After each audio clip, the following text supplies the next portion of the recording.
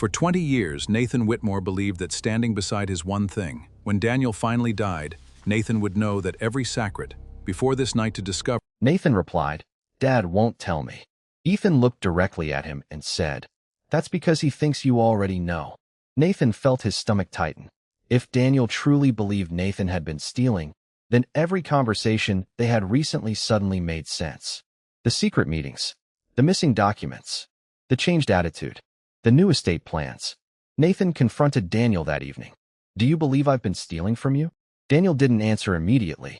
He stood near the window of his study, looking outside. Nathan waited.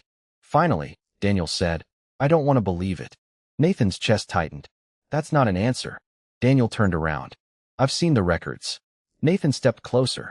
"Then show them to me." Daniel said, "Why?" Nathan replied, "Because if my name is on something I didn't do, I deserve to know." Daniel looked exhausted. "Nathan, I have spent my entire life believing I knew my sons." Nathan asked, "And now you don't?"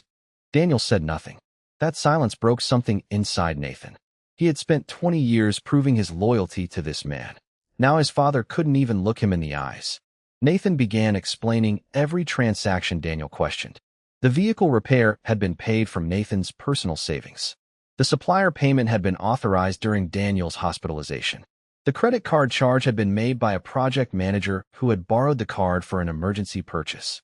Nathan could account for most of the expenses, but then Daniel presented a transaction Nathan couldn't explain. A significant amount of money had been transferred from a company account into an account bearing Nathan's name. Nathan stared at the document. The account number was unfamiliar. The transfer date was from a period when Nathan had been caring for Daniel after his health scare. Nathan insisted he had never opened the account. Daniel asked, "Then why is your name attached to it?"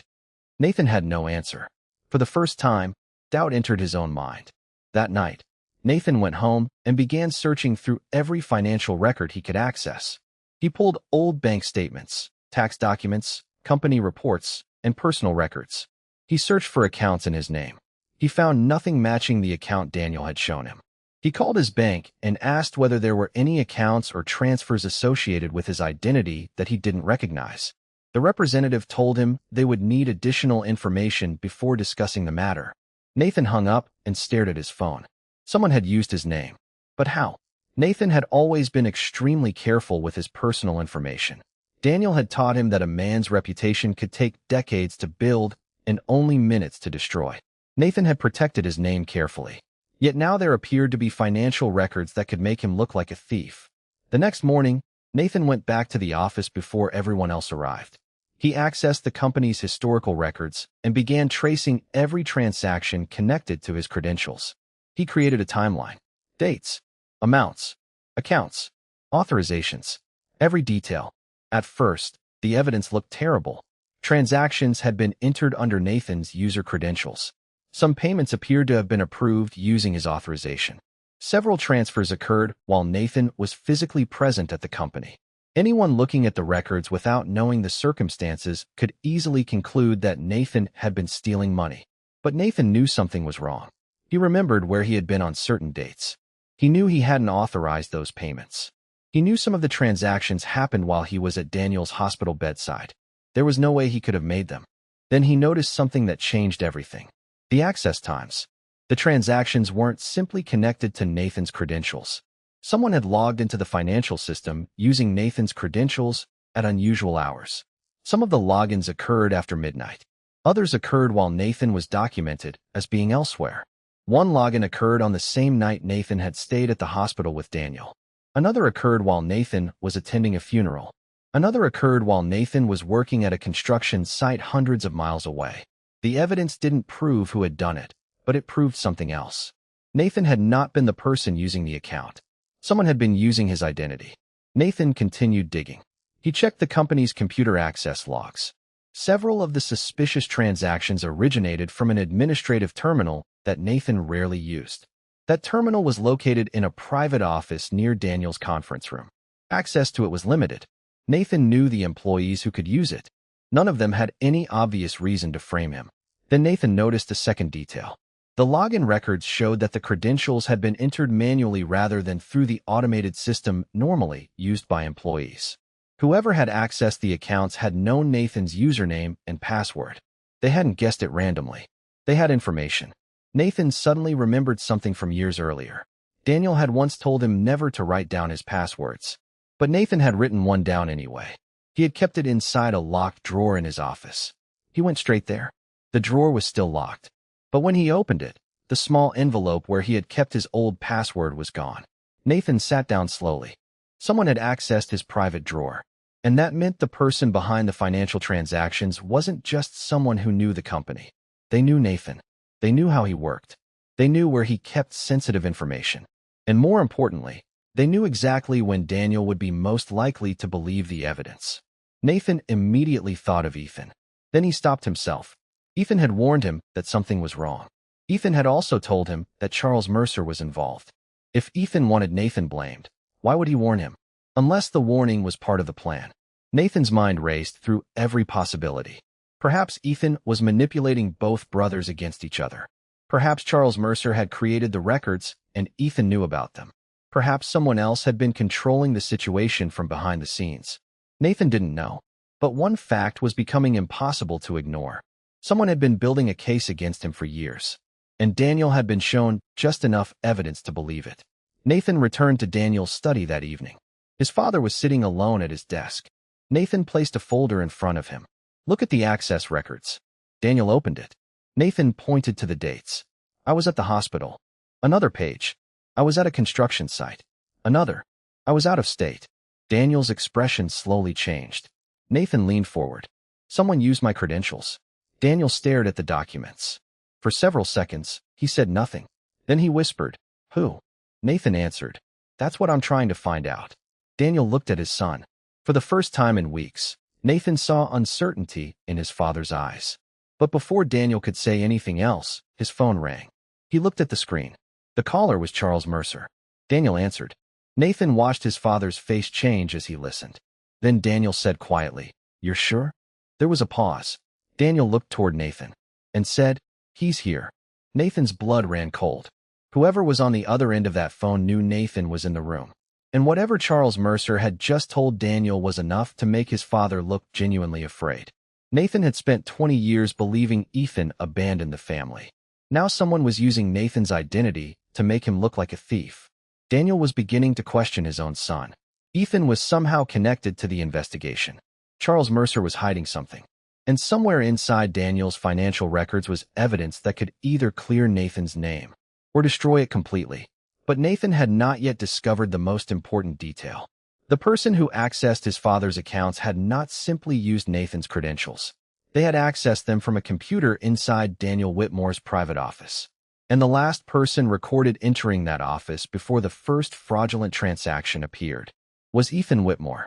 The confrontation between Nathan and Ethan had been coming for years, even if neither brother had admitted it. For 20 years, they had carried completely different versions of the same family history.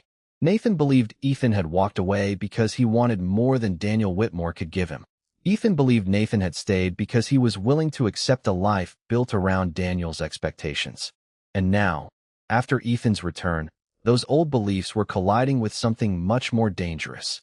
Evidence that someone had been using Nathan's identity to make him look like a thief. Nathan found Ethan alone in the garage that evening and closed the door behind him. He didn't shout at first. He simply asked, "Did you know about the transactions?" Ethan looked at him for several seconds before answering. "Which transactions?" Nathan placed the documents on the workbench. "The ones using my credentials."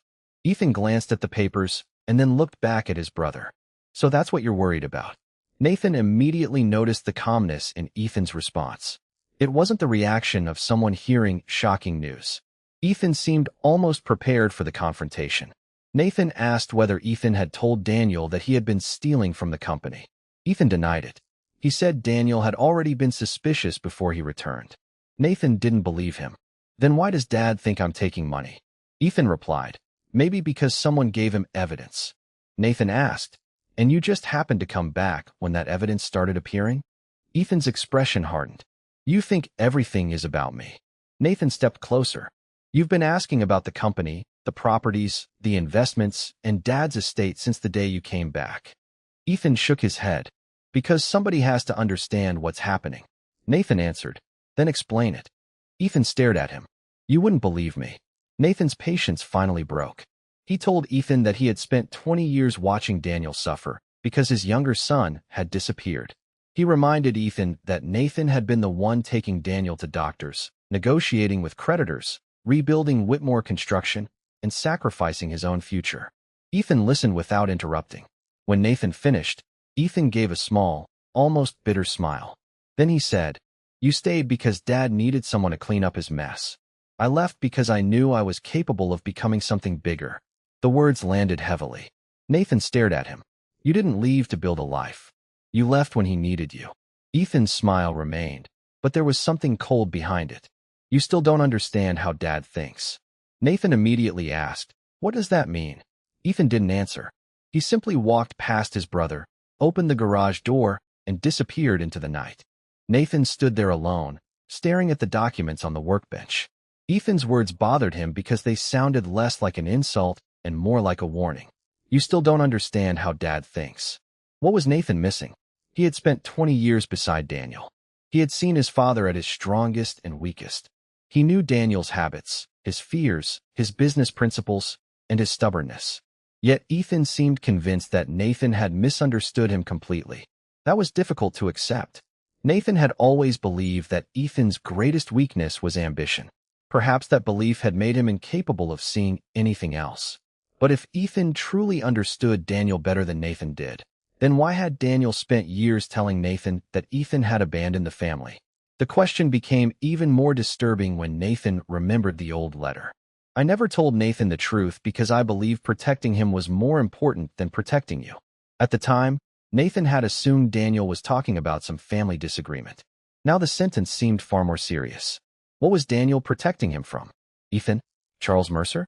Someone inside the company? Nathan began wondering whether Ethan's departure had been connected to the same financial problems now being used against him. Maybe Ethan hadn't simply walked away. Maybe something had happened that Daniel never told Nathan. And perhaps Ethan's return wasn't about the inheritance at all.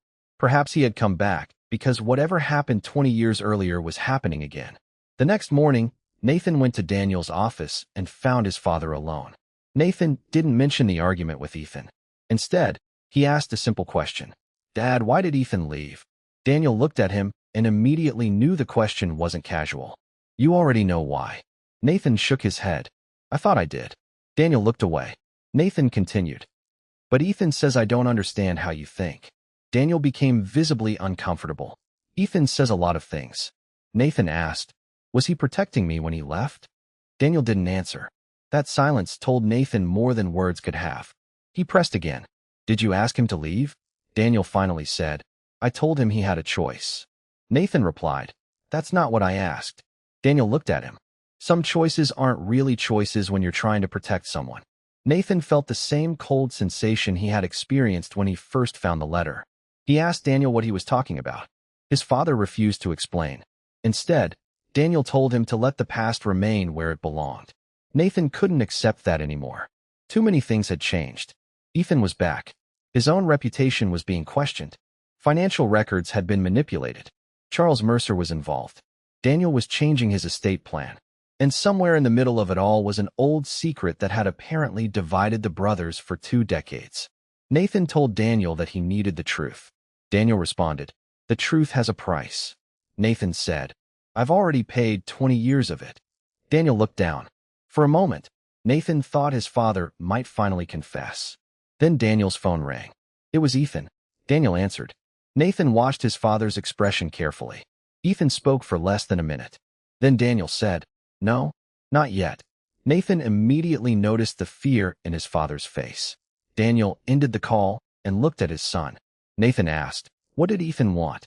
Daniel replied, Nothing. Nathan knew that wasn't true, but he didn't press further. Instead, he left the room and began following another trail. If Ethan wouldn't tell him the truth and Daniel refused to explain it, Nathan would have to find the answer himself. He returned to the financial records and compared the fraudulent transactions with the dates Ethan had been in contact with Daniel. The pattern was strange. Several suspicious entries had appeared before Ethan returned. Others had appeared after his arrival. That meant Ethan couldn't have been responsible for everything. But it also meant someone had been manipulating the records long before Ethan came home. Nathan then looked at the old company correspondence. He found letters from Charles Mercer dating back almost 2 decades. Most were ordinary financial communications. But one letter stood out. It referenced a contingency arrangement involving Daniel's personal assets and the future ownership of Whitmore Construction. Nathan had never seen it before. The letter was addressed to Charles Mercer, but contained instructions written by Daniel. Nathan read it twice. Then he noticed the date. It had been written 3 days before Ethan left home. Nathan's hands began to shake. The letter suggested Daniel had already been worried about the company's finances before the major project collapsed. It also mentioned protecting Nathan from unnecessary exposure. Nathan didn't understand what exposure meant. He kept reading. The document wasn't a complete agreement. It was more like an instruction to Mercer to prepare something. But there was one sentence that stood out. If Ethan refuses to cooperate, Nathan must remain unaware. Nathan stared at the sentence. Ethan had refused to cooperate with what? And why did Daniel believe Nathan needed to remain unaware? Nathan suddenly understood that the family story he had been told was incomplete from the beginning. Ethan hadn't simply left because he was ambitious. Daniel hadn't simply disowned him because he was rebellious. There had been something happening behind the scenes. Something involving money, the company, and possibly Charles Mercer. Nathan needed to find Ethan again. This time, he didn't want an argument. He wanted the truth. But before he could reach him, Nathan received a call from an unknown number. The voice on the other end was an older man. He said only one sentence. Your brother didn't abandon your father, Nathan. Nathan froze. The man continued. He left because your father ordered him to. Then the call ended. Nathan stood motionless, staring at the phone. For 20 years, he had blamed Ethan. But what if Ethan had been carrying the blame for something he never chose? And if Daniel had deliberately allowed Nathan to hate his brother, then the inheritance dispute wasn't the beginning of the Whitmore family's betrayal. It was the final consequence of a secret that had started 20 years earlier. A secret Nathan was finally getting close enough to uncover. The change in Daniel Whitmore's estate plan happened quietly, almost as though the family had become something Daniel needed to manage in secret. Nathan didn't know that Daniel had summoned his attorney. He didn't know that Ethan was there. He didn't know that documents were being prepared that would determine what remained of everything Daniel had spent his entire life building. Nathan only knew that his father had become distant, that financial records were disappearing, and that conversations stopped whenever he entered the room. Then, one afternoon, Nathan received a call from someone he knew at the company. The man's voice was hesitant. He asked Nathan whether he had spoken to Daniel about the estate. Nathan immediately became suspicious. What estate? There was a pause. Then the man said, I think you need to talk to your father. Nathan drove home immediately, unaware that the decision had already been made. Inside Daniel's study, the attorney sat across from Daniel with several documents arranged neatly in front of him. Ethan was standing beside the window. Daniel looked older than Nathan had ever seen him. His hands were folded together, and his face was expressionless. The attorney explained that the estate plan had been revised and formally executed. The changes were substantial. Ethan Whitmore would receive the majority of Daniel's estate, including the family business, major properties, investment accounts, and assets held through the family trust. Nathan's name had been removed from the inheritance provisions. But Daniel had gone even further. A condition had been added preventing Nathan from challenging the distribution through legal action based on the terms of the new will. Daniel wanted the decision to be final. He wanted to make sure Nathan couldn't stop Ethan from receiving what Daniel had decided to give him. Nathan didn't learn about the details from Daniel. He learned indirectly. That was perhaps the most painful part. After 20 years of being the person Daniel trusted with his business, Nathan had become the last person to know what was happening to the company. When Nathan finally confronted his father, he didn't begin with anger. He asked a simple question. Did you change your will? Daniel looked at him for several seconds. Then he said, yes. Nathan asked, did you leave the company to Ethan? Daniel answered, yes. Nathan swallowed hard. What did you leave me? Daniel's expression didn't change. Nothing. The words seemed to hang in the room. Nathan had heard it before at the eventual reading of the will, but hearing it privately from his father's mouth was different. It wasn't a legal statement. It was personal. Nathan asked why. Daniel didn't immediately respond. Instead, he looked toward the window.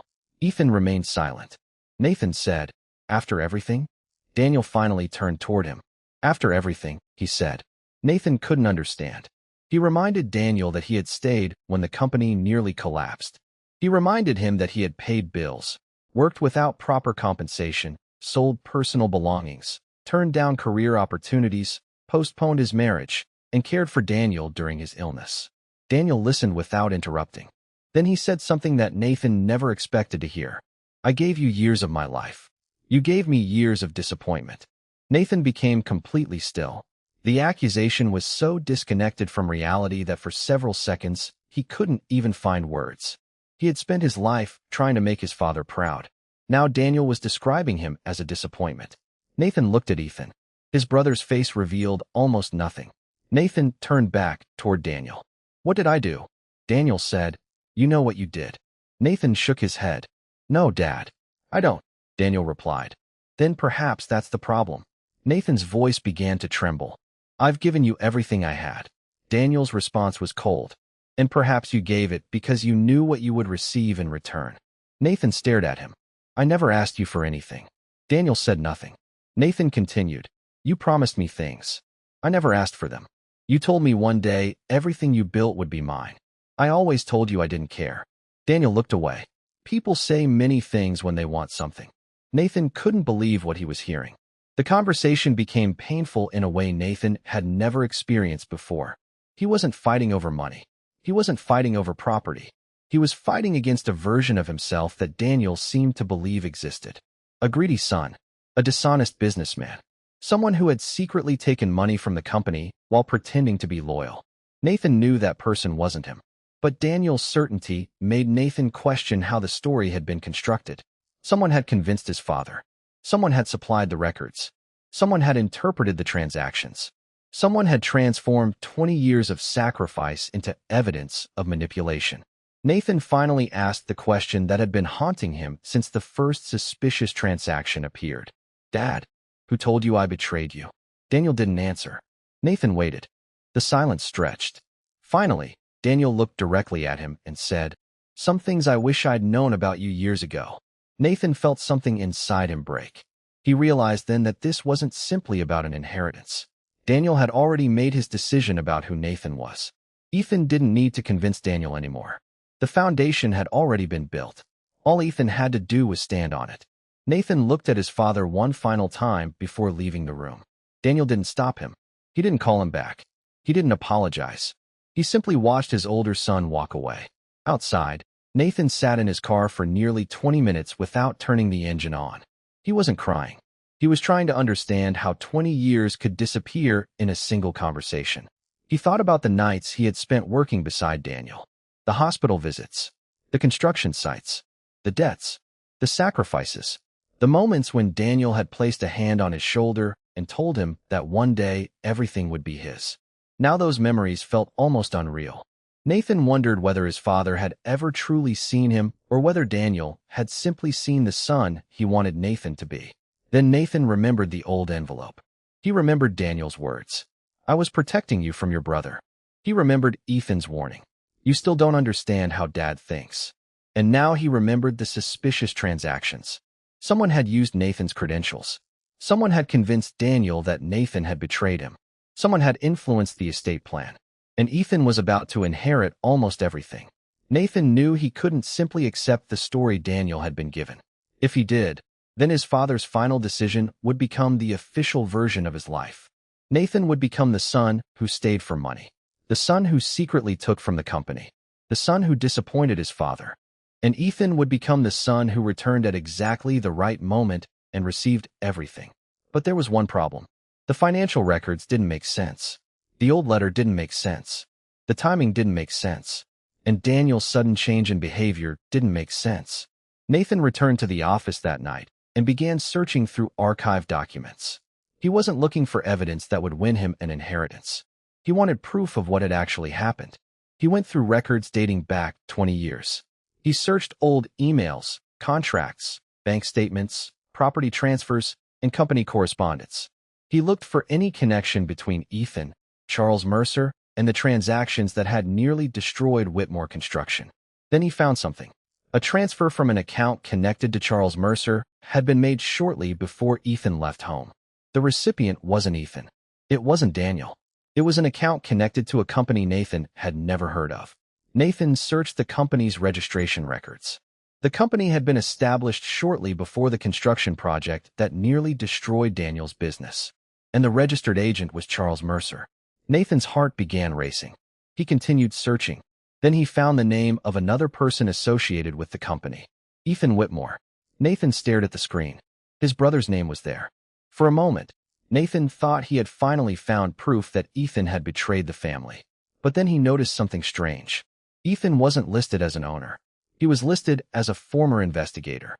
Nathan read the document again. Investigator. Not partner. Not shareholder. Not beneficiary. Investigator. Suddenly, the story changed again. Maybe Ethan hadn't been working with Charles Mercer. Maybe he had been investigating him. Maybe Ethan's disappearance hadn't been abandonment. Maybe it had been the beginning of a 20-year search. Nathan continued scrolling. There was another document. This one had been filed years after Ethan left. It contained a statement from Ethan accusing Charles Mercer of moving money through shell companies connected to construction projects. Nathan's hands went cold. The date was important. Ethan had made the accusation years before Nathan knew anything about the financial problems. And the company Ethan had investigated appeared to have connections to the same financial structure that eventually damaged Whitmore Construction. Nathan leaned back in his chair. For 20 years, he had believed his brother walked away because he was selfish. But the evidence suggested something completely different. Ethan may have left because he had discovered something Daniel refused to believe. And if that was true, then Daniel's hatred of Ethan may have been based on the same deception now being used against Nathan. Nathan looked again at the new estate documents. Ethan had just been given the family business. The same business connected to the financial records Ethan had apparently spent years investigating. That couldn't be a coincidence. Unless Ethan had another reason for wanting control of it. Nathan knew he had to find out. But there was one person who could answer the question. Charles Mercer.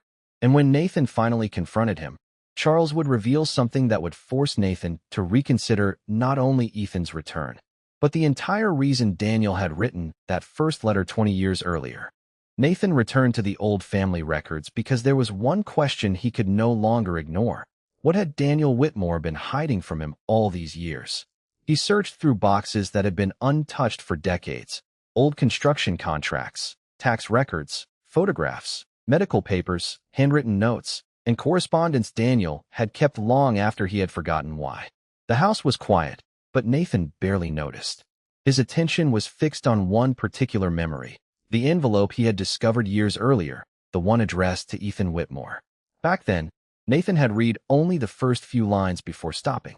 He had convinced himself that the letter belonged to the past, and that reading it would be an invasion of his brother's privacy. But now everything had changed. Daniel had disinherited him. Ethan had been given the family business. Someone had used Nathan's credentials to create evidence against him. And Daniel had admitted that there were things he wished he had known about Nathan years earlier.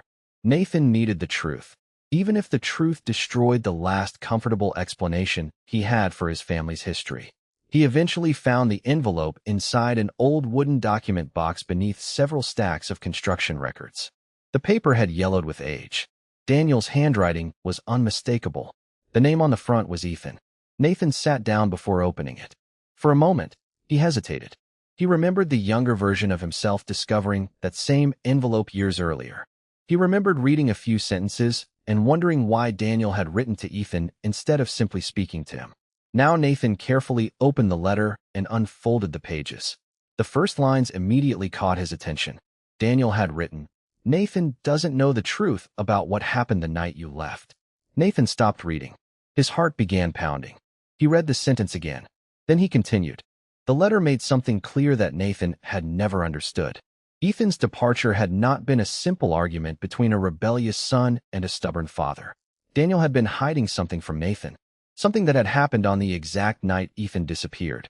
The letter continued with a warning to Ethan. Daniel wrote that Nathan could never be allowed to learn what happened until Daniel was certain he could protect him from the consequences. Nathan stared at those words in disbelief. Protect him from what? What consequences could possibly have been connected to Ethan leaving home? Nathan remembered that night now, even though he had been young. Ethan had argued with Daniel earlier that evening. The argument had been loud enough for Nathan to hear from upstairs. Ethan had said he was leaving. Daniel had told him that if he walked out, he should not expect Daniel to rescue him when things became difficult. Nathan remembered hearing the front door slam. He remembered looking through a window and seeing Ethan's car disappear down the road. What Nathan didn't remember was what happened afterward. The letter suggested that the story didn't end when Ethan drove away. Something else had happened that night. Something serious enough for Daniel to keep it secret for 20 years. Nathan read further. Daniel admitted that he had made decisions that night because he believed there was no other option. He wrote that Ethan had discovered information he was never supposed to see. Nathan's hands tightened around the paper. What information? Daniel didn't explain everything in the letter, but he mentioned the company, money that had gone missing, and a person Daniel trusted. Nathan immediately thought of Charles Mercer, the same man who had been connected to the company's financial records for years, the same man whose name appeared in suspicious transactions, the same man who had recently been advising Daniel about his estate. Nathan kept reading. Daniel wrote that Ethan had wanted to tell Nathan the truth, but Daniel had stopped him. He believed Nathan was too young to understand what was happening and feared that exposing him to the truth would put him in danger. Nathan looked up from the letter. His entire understanding of his childhood had just changed. For 20 years, Nathan had carried one simple belief. Ethan left because he wanted a bigger life. That belief had shaped everything. Nathan had viewed Ethan as selfish, ambitious, and unwilling to sacrifice for the family. He had believed Ethan chose success over Daniel. He had even used that belief to justify his own sacrifices. If Ethan could walk away, Nathan would stay. If Ethan wanted more, Nathan would make do with less. If Ethan abandoned their father, Nathan would become the son who never did. But now the letter suggested that Ethan hadn't simply abandoned anyone. He may have been forced out, or he may have left because Daniel believed staying would place the entire family in danger. Nathan suddenly wondered how many of the arguments he remembered had been deliberately misunderstood. Maybe Ethan's anger wasn't selfishness. Maybe it was fear. Maybe the reason he never explained himself was because Daniel had made sure he couldn't. Then Nathan found the most disturbing paragraph. Daniel wrote that Ethan had been planning to confront someone about the financial problems inside Whitmore Construction. Daniel feared that if Ethan exposed what he knew, the consequences would reach everyone. Daniel instructed Ethan to leave and stay away until the situation was resolved. Nathan read the sentence 3 times. Ethan hadn't simply chosen to leave. Daniel may have ordered him to disappear. But why had Daniel never told Nathan? Why had he allowed Nathan to believe his brother had abandoned them? Why had Ethan accepted the role of the selfish son for 20 years? Nathan couldn't understand it. Then he remembered Ethan's words during their argument. "You still don't understand how Dad thinks." At the time, Nathan had believed it was an insult. Now it sounded like something else. It sounded like Ethan had known Nathan was missing a piece of the story. Nathan continued reading. Daniel wrote that he had promised Ethan he would protect Nathan from the truth. But there was one sentence that made Nathan's hands go cold. Daniel wrote, "If anything happens to me, Ethan must know that I never blamed him for leaving." Nathan stared at the words. If anything happens to me, why would Daniel have written that? Was he expecting someone to hurt him? Had he been afraid of someone connected to the company? Nathan searched the rest of the letter for an answer. But the final section had been removed. The page ended abruptly. Someone had torn away the bottom portion of the letter. Nathan checked the envelope. There were no missing pages inside. Whoever had preserved the letter had intentionally kept only part of it. Nathan immediately understood that the missing section might contain the most important information of all. He searched through the box again, hoping the remaining page had been stored separately. Nothing. He checked other family records. Nothing. He searched Daniel's office. Nothing. Then he remembered the old study where he had first discovered the envelope. There was a wooden cabinet Daniel rarely allowed anyone to open. Nathan had always assumed it contained personal papers. Now he wondered whether the missing page was there. He went to the cabinet and found it locked. Daniel had never given Nathan the key. Ethan might have known where it was. Nathan suddenly realized that there was only one person who could tell him what had happened that night. His brother. Nathan called Ethan. No answer. He called again. Still nothing. Then Nathan received a message. "Stop looking through Dad's records." Nathan stared at the screen. He immediately replied, "Tell me what happened the night you left." There was a long pause. Then Ethan responded, You finally found the letter. Nathan's heart stopped. He typed, "You knew about it?" Ethan answered, "I knew Dad kept a copy." Nathan asked, "What happened that night?" This time, there was no immediate response. Minutes passed. Then the phone rang. It was Ethan. Nathan answered. For several seconds, neither brother spoke. Finally, Ethan said, "Nathan, there are things Dad did because he thought he was protecting us." Nathan replied, "What things?" Ethan took a breath. "Before I left that night, I found something in Dad's office." Nathan asked, "What did you find?" Ethan didn't answer immediately. Then he said, "Proof that someone inside the company had been stealing from Dad." Nathan's heart raced. He asked, "Charles Mercer?" Ethan went silent. Nathan repeated the question. "Was it Charles Mercer?" Ethan finally said, "I didn't say that." Nathan replied, "You didn't have to." Ethan then said something that Nathan would remember for the rest of his life. "The person I discovered wasn't stealing from Dad." Nathan froze. Ethan continued, "They were stealing from someone else." Nathan's mind struggled to understand. "Who?" Ethan answered quietly, "That's the part Dad never wanted you to know." The call ended. Nathan remained standing in the middle of the room, holding Daniel's letter. The story had changed again. The missing money wasn't necessarily stolen from Daniel. The financial records may have been created to hide something else. Ethan may have left because he discovered the truth. And Daniel may have spent 20 years protecting Nathan from a secret that could explain why his father eventually turned against him. Nathan looked down at the letter one more time. Then he noticed something he hadn't seen before. At the bottom of the final surviving page was a handwritten date. The date was the same day Ethan had left home. But underneath it was another notation. A name. Charles Mercer. Nathan's breathing stopped. Because if Charles Mercer was connected to the night Ethan disappeared, then the man currently advising Daniel about his estate may have known the truth all along. And suddenly Nathan understood why the financial records had been so carefully manipulated. Someone wasn't simply trying to take Daniel's money. Someone was trying to control Daniel's version of the past.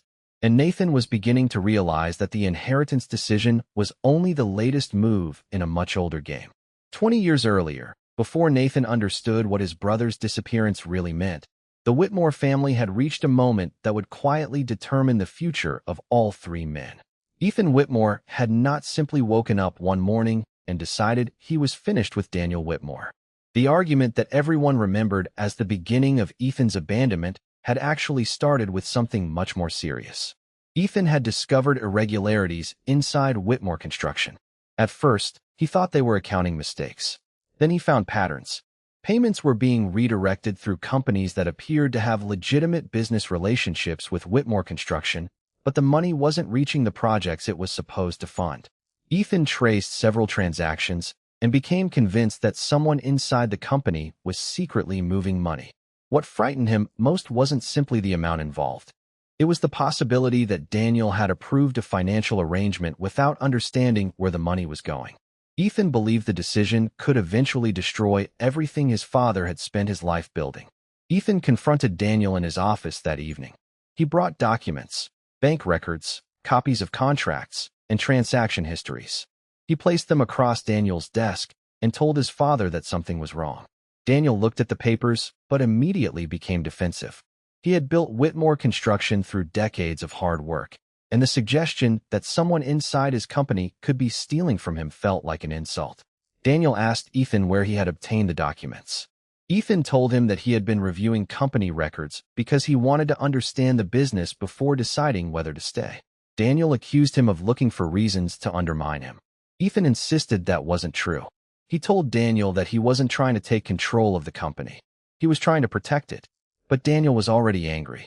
He reminded Ethan that he had spent years criticizing the size of the company and saying he wanted a bigger life. To Daniel, Ethan's accusations sounded like another attempt to prove that his father's business wasn't good enough. Ethan refused to back down.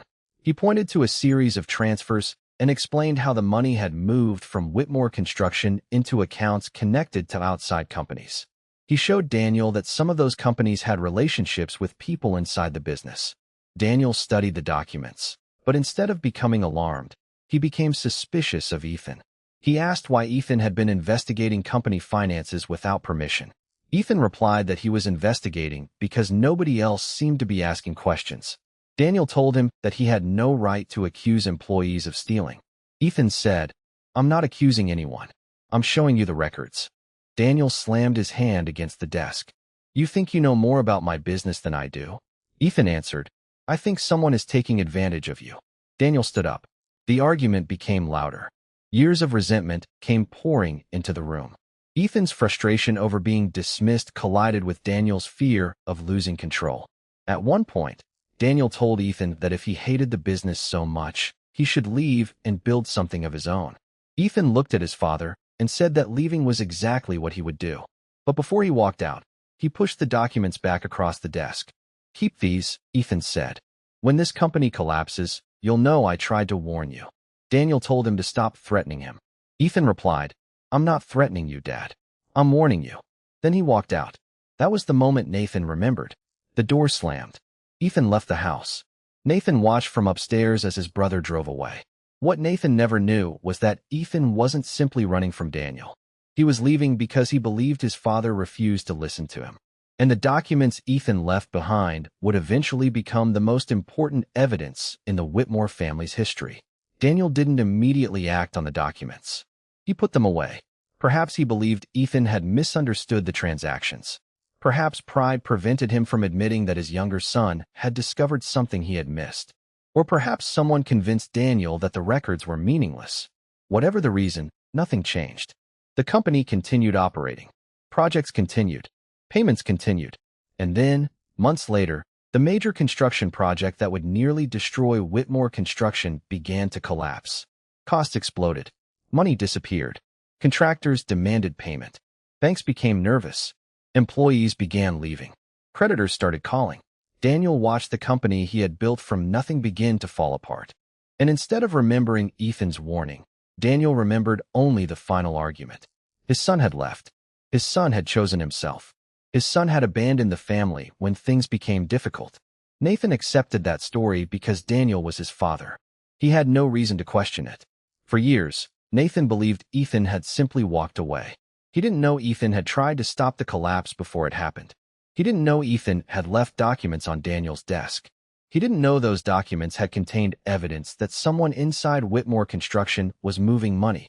And he certainly didn't know that Daniel had kept those documents. Until now. Nathan returned to the present with Daniel's old letter in his hands and suddenly saw the family history differently. The brother he had spent decades resenting might not have been the selfish son he believed him to be. Ethan had been reckless, ambitious, and difficult. That part was true. But he may also have been the first person in the family to recognize what was happening inside the company. Nathan remembered the sentence from the letter. Nathan doesn't know the truth about what happened the night you left. The truth wasn't simply that Ethan had left. The truth was that Ethan had left after trying to protect Daniel from something Daniel refused to see. Nathan's memories began changing one by one. Ethan's anger made more sense. His frustration with Daniel made more sense. Even his decision to build a life away from Whitmore Construction looked different. Perhaps Ethan hadn't left because he didn't care about his father. Perhaps he left because he couldn't convince his father to listen. And when the company eventually collapsed, Ethan may have carried the knowledge that he had warned Daniel. Imagine living with that for 20 years. Watching your father believe you abandoned him while knowing you had tried to prevent the disaster. Watching your brother stay beside him while believing you were the one who caused the pain. Ethan had allowed Nathan to hate him without explaining himself. Nathan wondered why. Then he remembered Ethan's words. "You still don't understand how Dad thinks." For years, Nathan had interpreted those words as arrogance. Now he understood that Ethan might have been talking about Daniel's greatest weakness, pride. Daniel would rather believe his own son had betrayed him than admit he had ignored a warning. If Daniel had accepted Ethan's evidence, he would have had to admit that the company wasn't under control. He would have had to investigate people he trusted. He would have had to question decisions he had personally made. And perhaps most painful of all, he would have had to admit that Ethan had been right. But there was another question.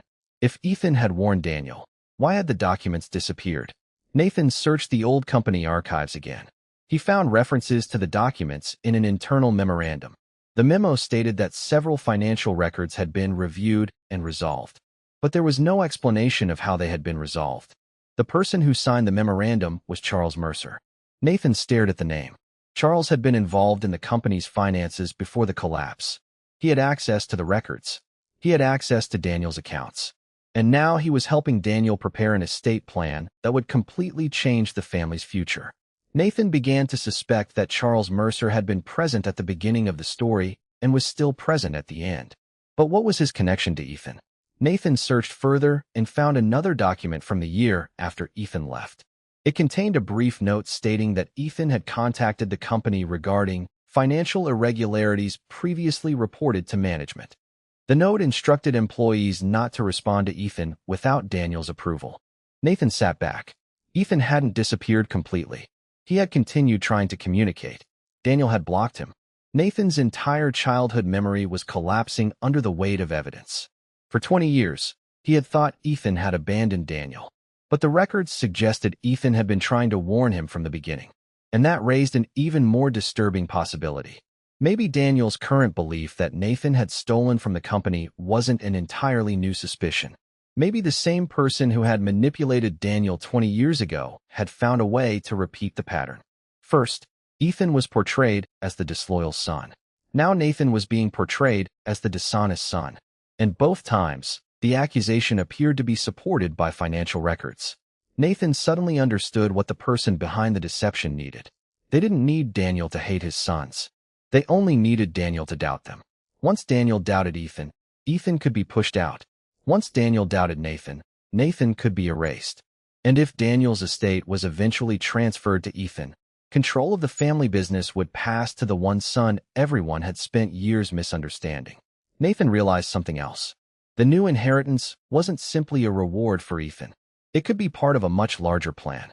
If Ethan received the company, the properties, the investment accounts, and the family trust, then whoever wanted control of those assets could potentially influence Ethan next. Nathan needed to know whether Ethan was aware of the plan. So he found his brother again. This time, Nathan didn't accuse him. He simply placed Daniel's old letter on the table. Ethan looked at it. His expression changed immediately. Nathan asked, "Why didn't you ever tell me?" Ethan remained silent. Nathan continued, "Why did you let me believe you abandoned Dad?" Ethan finally answered, "Because Dad made me promise." Nathan asked, "Promise what?" Ethan looked down. "That if I stayed away, you would be safe." Nathan felt his chest tighten. "Safe from who?" Ethan didn't answer. Nathan asked again, "Ethan, safe from who?" His brother looked directly at him. And for the first time in 20 years, Nathan saw something in Ethan's eyes he had never expected. Fear. Not guilt. Not arrogance. Fear. Ethan finally whispered. The person who was moving the money wasn't trying to destroy Dad's company. Nathan waited. Ethan continued. They were trying to take it. Nathan's blood ran cold. Because suddenly, the inheritance decision made sense in a completely different way. The person who had manipulated Daniel's trust for 20 years might not have been interested in the family at all. They wanted the Whitmore empire. And now, after years of waiting, Daniel was preparing to hand almost all of it to Ethan. The same Ethan who had once warned him. The same Ethan everyone believed had abandoned him. And the same Ethan who might now be walking directly into the trap that had started 20 years earlier. Nathan looked at his brother and asked the question that had been waiting beneath everything else. "Do you know who it is?" Ethan didn't answer immediately. Then he said, "I know who started it." Nathan's heart pounded. "Who?" Ethan looked toward the door. Then he said quietly, "Charles Mercer." And suddenly, the man sitting closest to Daniel's money was also the man whose name had appeared at the beginning of the Whitmore family's greatest betrayal. But Ethan wasn't finished. Because he had one more thing to tell Nathan. And that revelation would explain why Daniel had suddenly changed his will only months before his death. Nathan had spent years believing that the missing financial records were gone forever. Daniel had kept them locked away. Charles Mercer had handled some of the company's old files, and several documents had mysteriously disappeared during the years when Whitmore construction nearly collapsed. But now, after discovering Daniel's letter and learning that Ethan had warned their father about financial irregularities 20 years earlier, Nathan refused to accept that the missing records were simply lost. Someone had removed them. Someone had hidden them. And if Nathan could find them, he might finally understand why his father's opinion of him had changed so completely. He returned to the oldest section of the company's archive and began searching through boxes that had not been opened in years. Behind several outdated contracts, he discovered a thin folder with no company label. Inside were copies of old bank statements, payment instructions, and handwritten notes. Nathan immediately recognized the account numbers. These were the transactions everyone had been using to accuse him. At first, the records seemed to confirm everything Daniel had been told. Money had moved from Whitmore Construction into accounts connected to Nathan's identity. But when Nathan examined the dates more carefully, something didn't fit. The transactions had occurred years before some of the accounts were even connected to Nathan's personal information. One transfer had supposedly been authorized using Nathan's credentials, yet Nathan had been a teenager at the time. Another payment had been made while Nathan was away at college. A third transaction occurred before Nathan had even been given access to the company's financial system. Nathan stared at the pages, unable to believe what he was seeing. The evidence that had been used to make him look guilty wasn't merely questionable. Some of it was impossible. Someone had taken genuine financial transactions and attached Nathan's name to them years later. The question was no longer whether Nathan had stolen the money. The question was who had rewritten the records. Nathan began comparing the old statements with the company's original ledgers. The numbers matched the actual amounts transferred, but the authorization records didn't. Whoever had altered the files had been careful. They hadn't invented transactions from nothing. They had taken real movements of money and changed the identity of the person associated with them. That made the deception far more sophisticated than Nathan had imagined. Someone with access to the company's accounting system could have manipulated the records without immediately raising suspicion. Someone with knowledge of Daniel's habits could have predicted what he would believe. And someone who understood the family's relationships could have known exactly how to make one brother look guilty and the other look innocent. Nathan's thoughts immediately returned to the people closest to Daniel's business. Ethan was one possibility. But there was another man who had been present through almost every important financial decision Daniel had ever made. His name was Harold Mercer. Harold Mercer had been Daniel Whitmore's longtime business advisor. He had worked beside Daniel for years, helped negotiate contracts, reviewed financial documents, and had access to company accounts that Nathan rarely saw. Harold was respected by Daniel and trusted enough to handle sensitive information. He had known the Whitmore family for decades. Nathan remembered seeing Harold at company meetings when he was young. Harold had been around when Ethan left. He had been around when the major construction project collapsed. He had been around when the banks began withdrawing their support. And he had remained close to Daniel afterward. Nathan had always viewed him as one of the few professionals his father genuinely trusted. But now that Nathan knew the financial records had been manipulated, Harold's access suddenly looked different. The man Nathan had trusted might have been in the perfect position to alter the evidence. Nathan searched Harold Mercer's name through the old records. The results were disturbing. Harold had signed off on several transactions connected to the period when the company began losing money. He had also reviewed financial documents that Ethan had questioned before leaving home. Nathan found correspondence between Harold and Ethan from the months before Ethan disappeared. The letters were brief, but they proved the two men had communicated privately.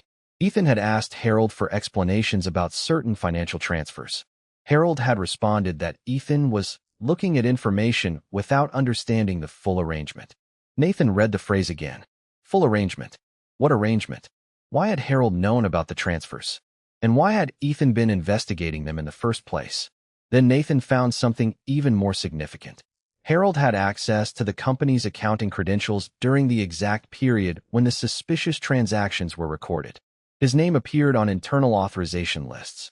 He had permission to review Daniel's accounts and initiate certain transfers. But there was something else. Harold had also been one of the people who helped Daniel prepare financial documents after the company's collapse. That meant he had access to both the original records and the revised records. If someone wanted to make Nathan appear responsible for missing money, Harold would have had the opportunity to do it. But opportunity wasn't proof. Nathan needed something stronger.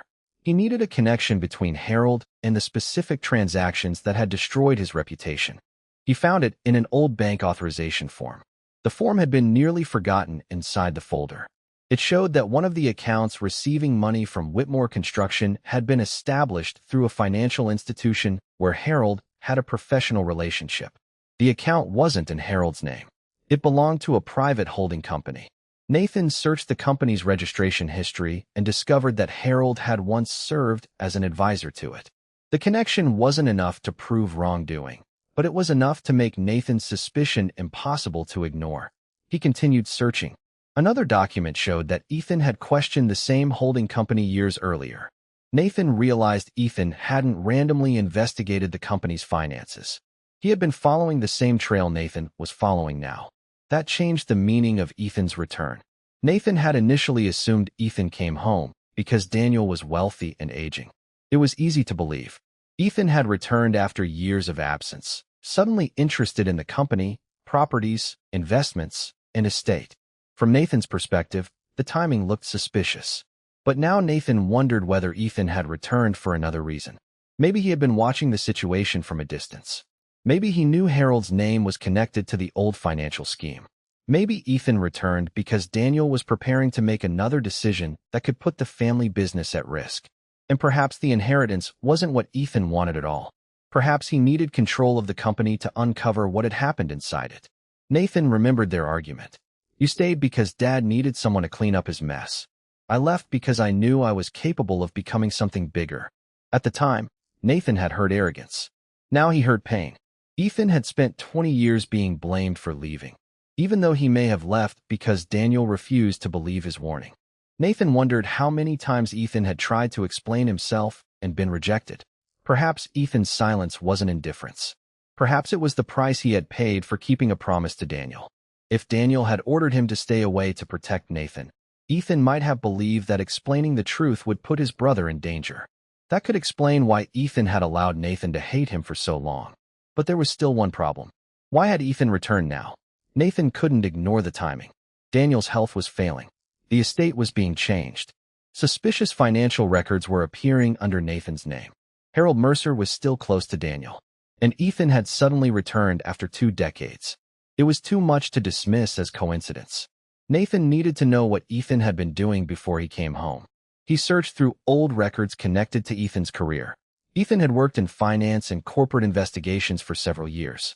He had built a successful career and developed relationships with people who specialized in financial fraud.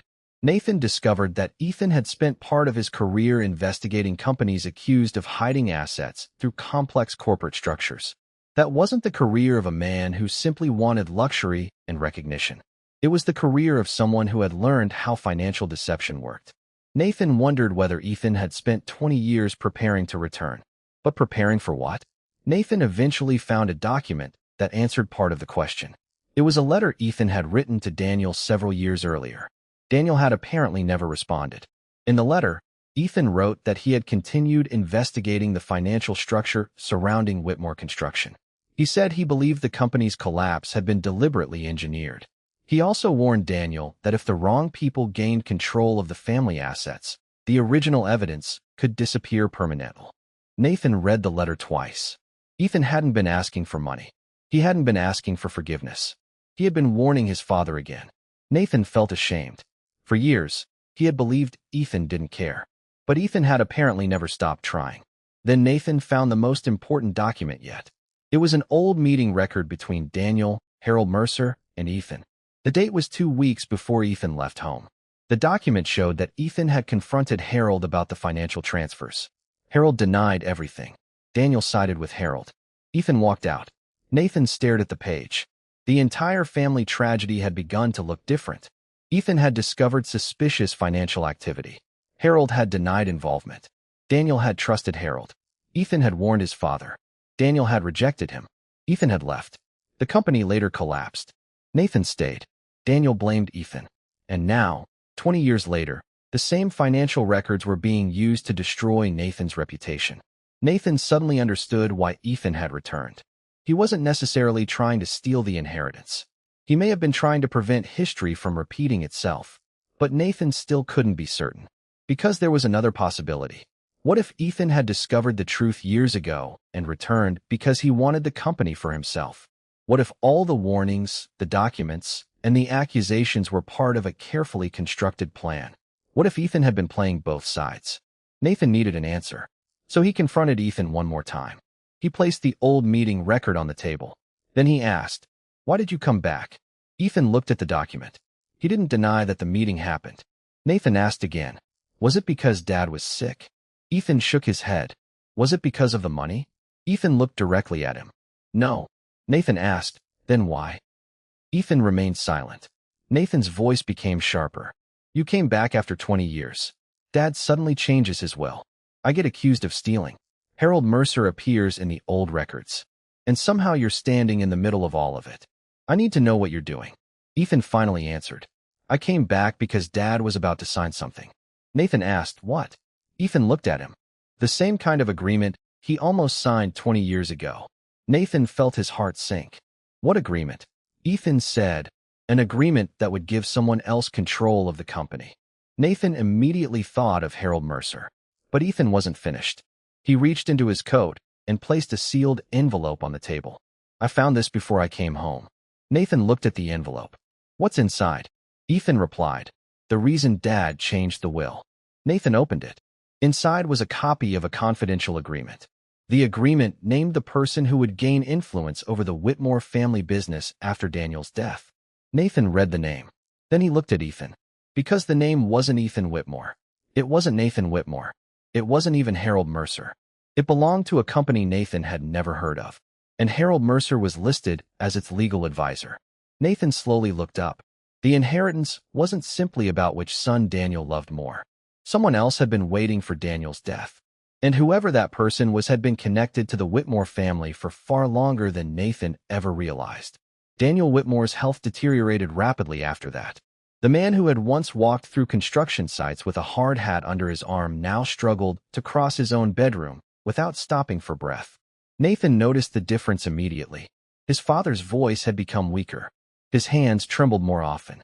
He spent long periods staring out the window, as though replaying memories he had spent decades trying to bury. Nathan could have stayed away. After everything Daniel had said, after the inheritance decision and the accusation of betrayal, he would have been justified in walking out of the Whitmore house and never returning. But Nathan wasn't built that way.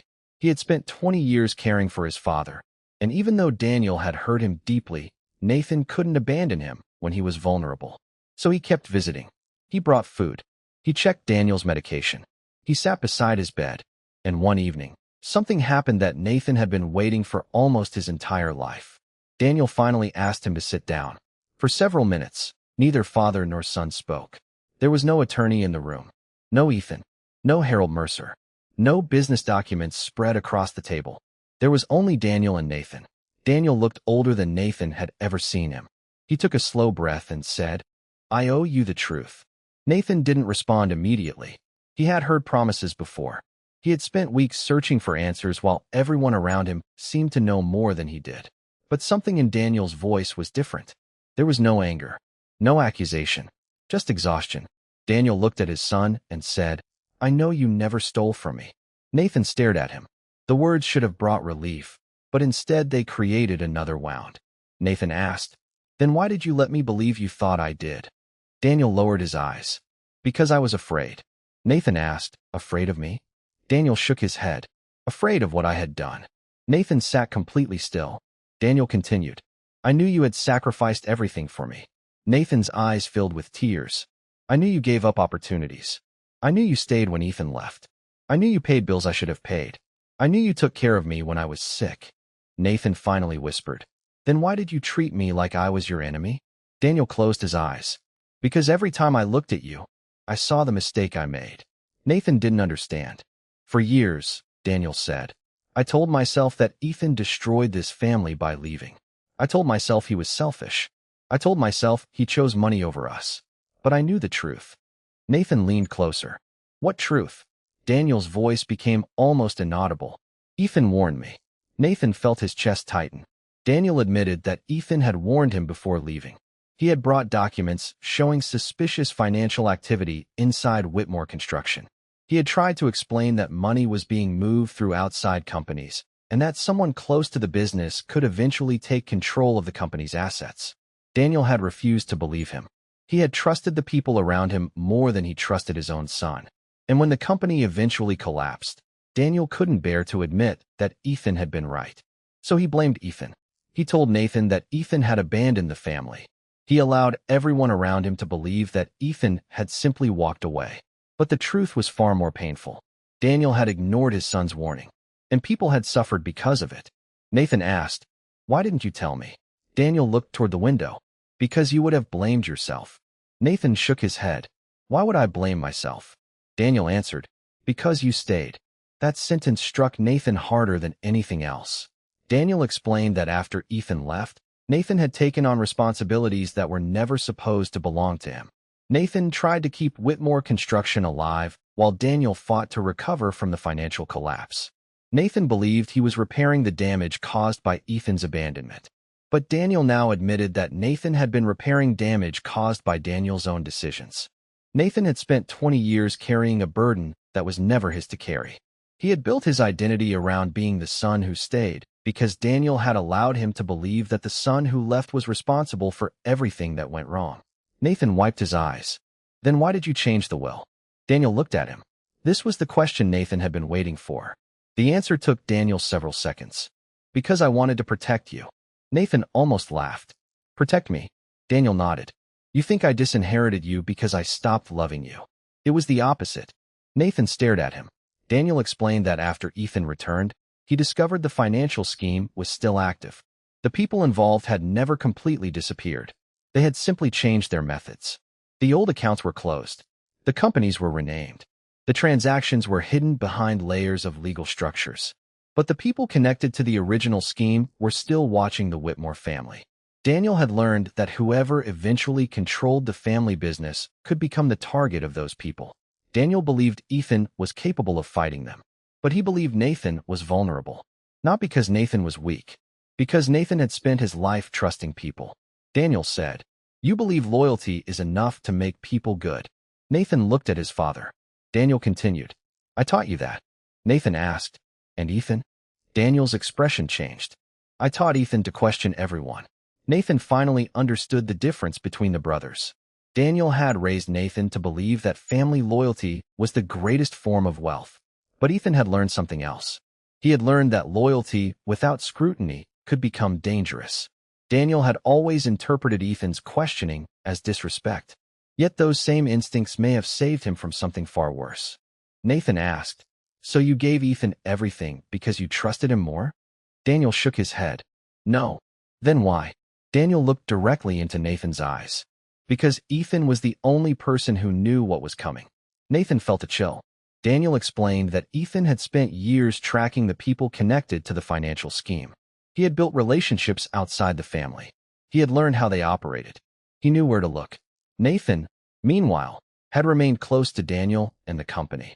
Daniel believed that if the wrong people discovered Nathan had become the primary beneficiary, they would target him. So Daniel created the appearance that Ethan had won everything and Nathan had been erased. Nathan stared at his father. "You wanted them to believe I had nothing." Daniel nodded. Nathan asked, "And you thought that would keep me safe?" "Yes." Nathan's voice broke. "You destroyed my relationship with you to protect me?" Daniel looked down. "I thought I had no other choice." Nathan stood and walked toward the window. He couldn't process the contradiction. Daniel had spent weeks allowing him to believe he was a dishonest son. He had humiliated him with the inheritance decision. He had given Ethan everything. He had made Nathan feel as though 20 years of sacrifice meant nothing. And all this time, Daniel claimed he had been trying to protect him. But Nathan wasn't convinced. "Dad," he said quietly, "you could have told me." Daniel shook his head. "I tried." Nathan turned. "When?" Daniel looked toward the desk. "The first will." Nathan's eyes widened. "What first will?" Daniel didn't answer immediately. Then he said, "The will you never knew existed." Nathan remembered the attorney's words from the reading of Daniel's estate plan. Because the will you just heard wasn't the first will Daniel Whitmore ever wrote. Nathan suddenly understood. The inheritance Daniel had announced wasn't the beginning of the story. It was the end of a plan that had been changing for years. Daniel admitted that the first version of his will had been completely different. Nathan had been the primary beneficiary. The company had been intended for him. Ethan had received only a limited inheritance because Daniel still believed Ethan had abandoned the family. But after Ethan returned and revealed what he had discovered about the old financial scheme, Daniel began changing his plan. He created another will, then another. Each version reflected a different stage of the investigation. Nathan asked, "How many wills were there?" Daniel answered, 4. Nathan's eyes widened. 4. Daniel nodded. The first one was written before Ethan left. The second was written after the company collapsed. The third was written after Ethan returned. And the fourth was the one Nathan had just learned about, the one that gave Ethan everything. Nathan asked why the final version contained the clause preventing him from challenging the inheritance. Daniel's face tightened. Because I knew you. Nathan didn't understand. You would fight for me. Daniel said, exactly. Nathan realized what his father meant. If Nathan believed Daniel had been manipulated, he would challenge the will. He would investigate the financial records. He would expose the people involved. And if the people watching the family were still active, Nathan could become a target. Daniel wanted Nathan to walk away. He wanted him to believe there was nothing left for him. He wanted him to disappear from the Whitmore business completely. But there was one part of Daniel's explanation Nathan couldn't accept. You said you knew I never stole from you, Nathan said. Then who created the records? Daniel's expression changed. I don't know. Nathan immediately knew that wasn't the entire truth. Daniel had spent years with Harold Mercer. He had trusted Charles Mercer. He had access to financial records. He knew Ethan had warned him. And now he was admitting that the evidence against Nathan had been false. Nathan asked again, Dad, who did it? Daniel looked toward the bedroom door. Then he whispered something Nathan could barely hear. Harold. Nathan froze. Harold Mercer? Daniel nodded. Nathan's heart began racing. Daniel explained that Harold had been involved in the company's finances long before Ethan discovered the suspicious transactions. But Daniel hadn't realized the full extent of his involvement until years later. By then, Harold had already created enough distance between himself and the transactions to avoid direct blame. Daniel had suspected him, but he lacked proof. When Ethan returned, the investigation started again. And that was when Harold became dangerous. Daniel looked at Nathan. He knew you were the one person I trusted completely. Nathan swallowed hard. So he used me. Daniel nodded. He used your name. Nathan suddenly understood why the evidence had appeared so convincing. Harold didn't need Nathan to actually steal anything. He only needed the records to make Daniel believe Nathan had done it. And because Nathan had spent 20 years being the loyal son, the accusation was almost impossible for him to defend himself against. Daniel took a slow breath. There is one more thing. Nathan looked at him. Daniel said, Harold wasn't working alone. Nathan's face went pale. Who was with him?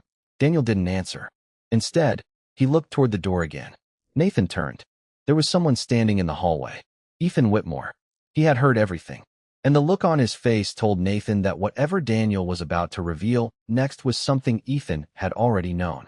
But Daniel hadn't finished. He looked at both sons and said quietly, Harold Mercer was only the middleman. Nathan asked, Then who was giving him the orders? Daniel's eyes filled with regret.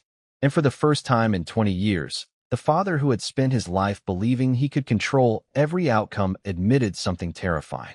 I don't know. But Ethan stepped into the room. I do. Nathan turned toward him. Ethan looked at his father. Then he said, And that's why I came home. Daniel Whitmore looked at Nathan for a long moment before finally explaining the part of the inheritance plan that nobody else had been told. He hadn't disinherited Nathan because he hated him. He hadn't done it because he believed Ethan was the better son. And he certainly hadn't done it because Nathan had stolen from the company. The truth was more complicated and in some ways more painful. Daniel believed Nathan was becoming trapped inside the same mistake Daniel had made with his own life. For 20 years, Nathan had built everything around Whitmore Construction. His career, his finances, his relationships, even his sense of responsibility had become connected to the family business. Daniel had watched his son sacrifice opportunities again and again, and he had begun to fear that giving Nathan complete control of the company would simply reward the very behavior Daniel regretted encouraging. Nathan had stayed because he loved his father, but Daniel feared that Nathan had forgotten how to live for himself. Daniel told Nathan that when he was young, he had made the same mistake. He had built a business and then allowed the business to become his entire identity. Every decision became about protecting the company. Every relationship became connected to the company. Every sacrifice became justified because it was supposedly for the family. Daniel had spent decades convincing himself that this was what responsibility looked like. But now, near the end of his life, he could finally see the cost. He had raised Nathan to believe that loyalty meant staying no matter what. He had watched Nathan postpone marriage, turn down opportunities, sell personal belongings, and work himself exhausted because he believed his father needed him. Daniel realized that if he simply handed Nathan the entire company, Nathan might spend the rest of his life protecting something he had never consciously chosen.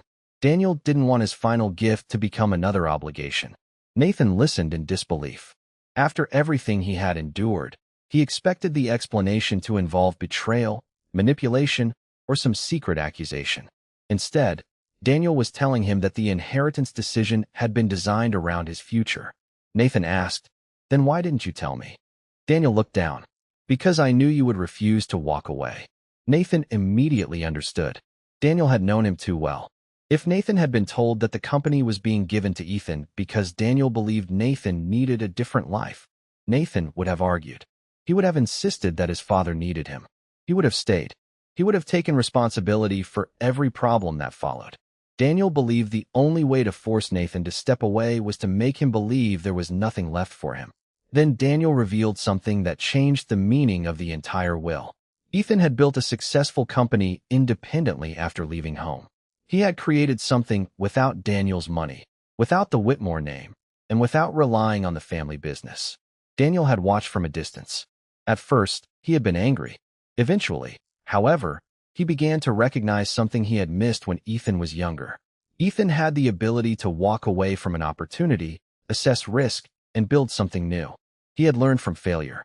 He had developed instincts that Daniel believed could protect the family business from the same mistakes that nearly destroyed it years earlier. Daniel wasn't rewarding Ethan for abandoning him. He was trusting Ethan with the part of the family legacy that required someone capable of questioning everything. Nathan asked, "So you chose Ethan because he was stronger?" Daniel shook his head. "No, I chose Ethan because he learned how to live without me." The words hit Nathan harder than Daniel probably intended. Nathan realized that his father wasn't saying Ethan loved him more. Daniel was saying that Ethan had become independent. Nathan had spent 20 years proving that he could carry the family. Ethan had spent those same years learning how to build a life outside it. Daniel had begun to see the difference as something important rather than something shameful. But there was still one part of the story Nathan couldn't understand. If Daniel truly wanted him to walk away from the business, why had he made it appear that Nathan would receive absolutely nothing? Why include a clause preventing him from challenging the inheritance? Why allow Nathan to believe that Ethan had received everything while he had been erased? Daniel took a slow breath. Because the inheritance was never gone. Nathan looked at him. "What?" Daniel reached toward the bedside table and picked up a document. The will you heard read wasn't the whole estate plan. Nathan stared at the paper. Daniel explained that the final estate arrangement contained a separate trust. Nathan's name was not listed among the immediate beneficiaries of the primary estate, which was why the attorney could truthfully say that Nathan received nothing under those provisions. But a protected trust had been established separately. Assets had been placed into it years earlier, including investments, property interests, and funds that Daniel had deliberately kept outside the main inheritance structure. Nathan had not been disinherited. His inheritance had been protected. Nathan couldn't speak. Daniel continued. "The money is yours." Nathan looked at him. "The properties are yours." Nathan's eyes widened. "But you can't access them yet." Nathan stared at the document. "Why?" Daniel's answer was simple. "Because I need you to understand what you're inheriting." Nathan didn't understand. Daniel explained that the trust had been designed with a condition. Nathan couldn't access the protected assets until he discovered the truth about Whitmore Construction and the financial scheme that had been hidden for decades. Daniel wanted Nathan to understand the business before he ever received control of the wealth connected to it. He wanted Nathan to know who had betrayed the family, who had manipulated the records, why Ethan had left, and why the company had nearly collapsed. The trust wasn't simply a financial inheritance. It was a test of whether Nathan could separate loyalty from blind trust. Nathan felt overwhelmed. "You made me think I had nothing." Daniel nodded. "I know. You let me believe Ethan was taking everything." "Yes. You let me think you didn't trust me." Daniel's eyes filled with tears. "I needed you to stop trusting everyone." Nathan became silent. That sentence finally made sense. Daniel had spent his life teaching Nathan that a man's word mattered more than paperwork. But the lesson had almost destroyed him. Daniel had trusted Harold Mercer. He had trusted business partners. He had trusted people because they gave him their word. Ethan had warned him that something was wrong, but Daniel had dismissed him. Then Daniel had watched the company collapse. Now, at the end of his life, He wanted Nathan to learn the lesson he had learned far too late. The family business wasn't protected by loyalty. It was protected by truth. Daniel told Nathan that the trust contained another condition. Nathan would not receive control of the business automatically. Ethan would operate the company while Nathan remained outside the day-to-day operations. Nathan would have to complete an independent investigation into the old financial records. He would have to determine exactly what happened 20 years earlier. He would have to identify the people who had manipulated Daniel's trust. And only when the truth was established would Nathan gain access to the protected assets. Nathan looked at Ethan. "So you knew?" Ethan nodded. "I knew there was a trust." Nathan asked, "Did you know I was the beneficiary?" Ethan hesitated. "Yes." Nathan's voice became sharper. "Then why didn't you tell me?" Ethan answered, "Because Dad asked me not to." Nathan looked back at Daniel. Daniel said, "If you knew the inheritance was protected, you would have stopped looking for the truth.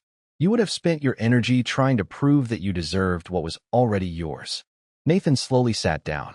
That was the part he hated because it was true. If someone had told him from the beginning that millions of dollars were waiting for him in a trust, he might have focused on the money. He might have challenged Ethan. He might have fought Daniel. He might have hired attorneys immediately. Instead, believing he had been left with nothing forced him to ask a different question. Why? Why would his father do this? Why would Ethan return? Why were the financial records manipulated? Why had Harold Mercer been involved? And why had Daniel hidden the truth for 20 years?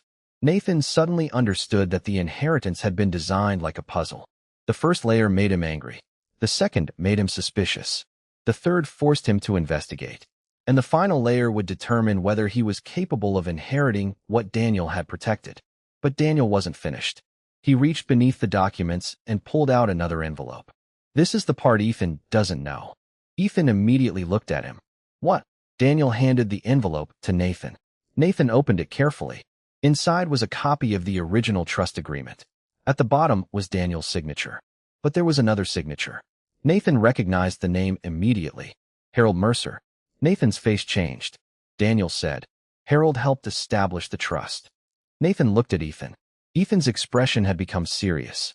Daniel continued, "At the time, I believed Harold was protecting my family." Nathan asked, "And now?" Daniel looked at him. "Now I believe he may have been protecting himself." The room fell silent.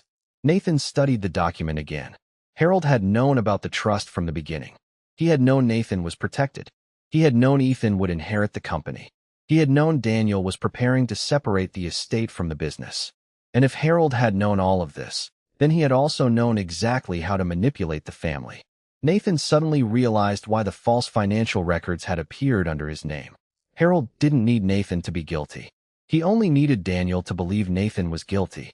If Daniel removed Nathan from the visible inheritance, Harold could make Nathan appear irrelevant.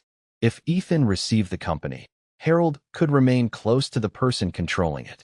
And if Nathan disappeared from the business entirely, the person investigating the old financial scheme would be gone. Except Harold had made one mistake.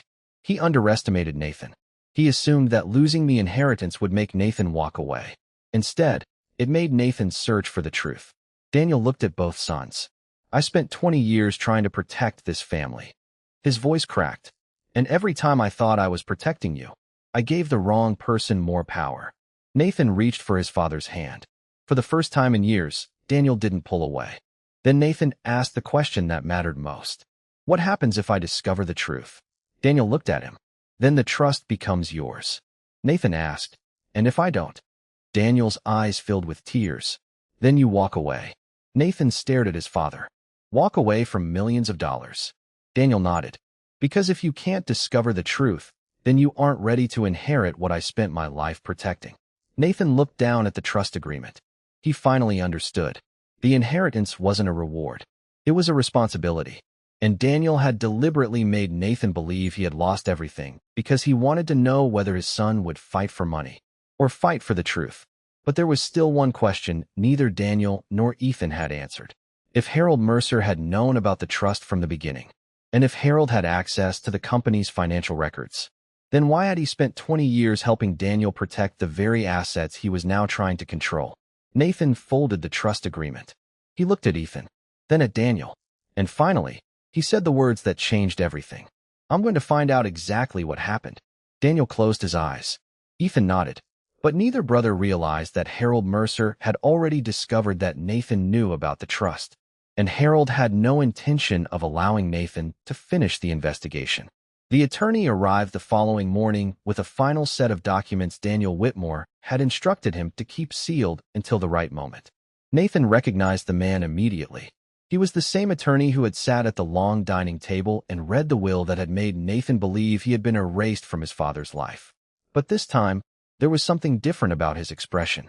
He wasn't there simply to explain an inheritance. He was there to deliver Daniel's final instructions. Ethan was already in the room. Nathan sat across from him, still trying to process everything Daniel had revealed. Harold Mercer was expected to attend, but he had not arrived. That absence immediately caught Nathan's attention. The attorney placed a sealed envelope on the table and said that Daniel had prepared specific instructions concerning the estate, the family business, and the trust. Nathan looked at Ethan. Ethan already seemed to know what was coming. The attorney explained that Daniel had deliberately designed the public inheritance to appear as though Ethan had received everything while Nathan had received nothing. It had not been an accident. It had not been a sudden emotional decision. Daniel had planned it carefully. The reason was simple but disturbing. Daniel believed someone was manipulating the family from inside. He didn't know exactly how far the deception reached, but he knew that financial records had been altered, information had been selectively presented, and people close to him had been influencing his decisions. Daniel needed to know who would react when Nathan appeared to lose everything.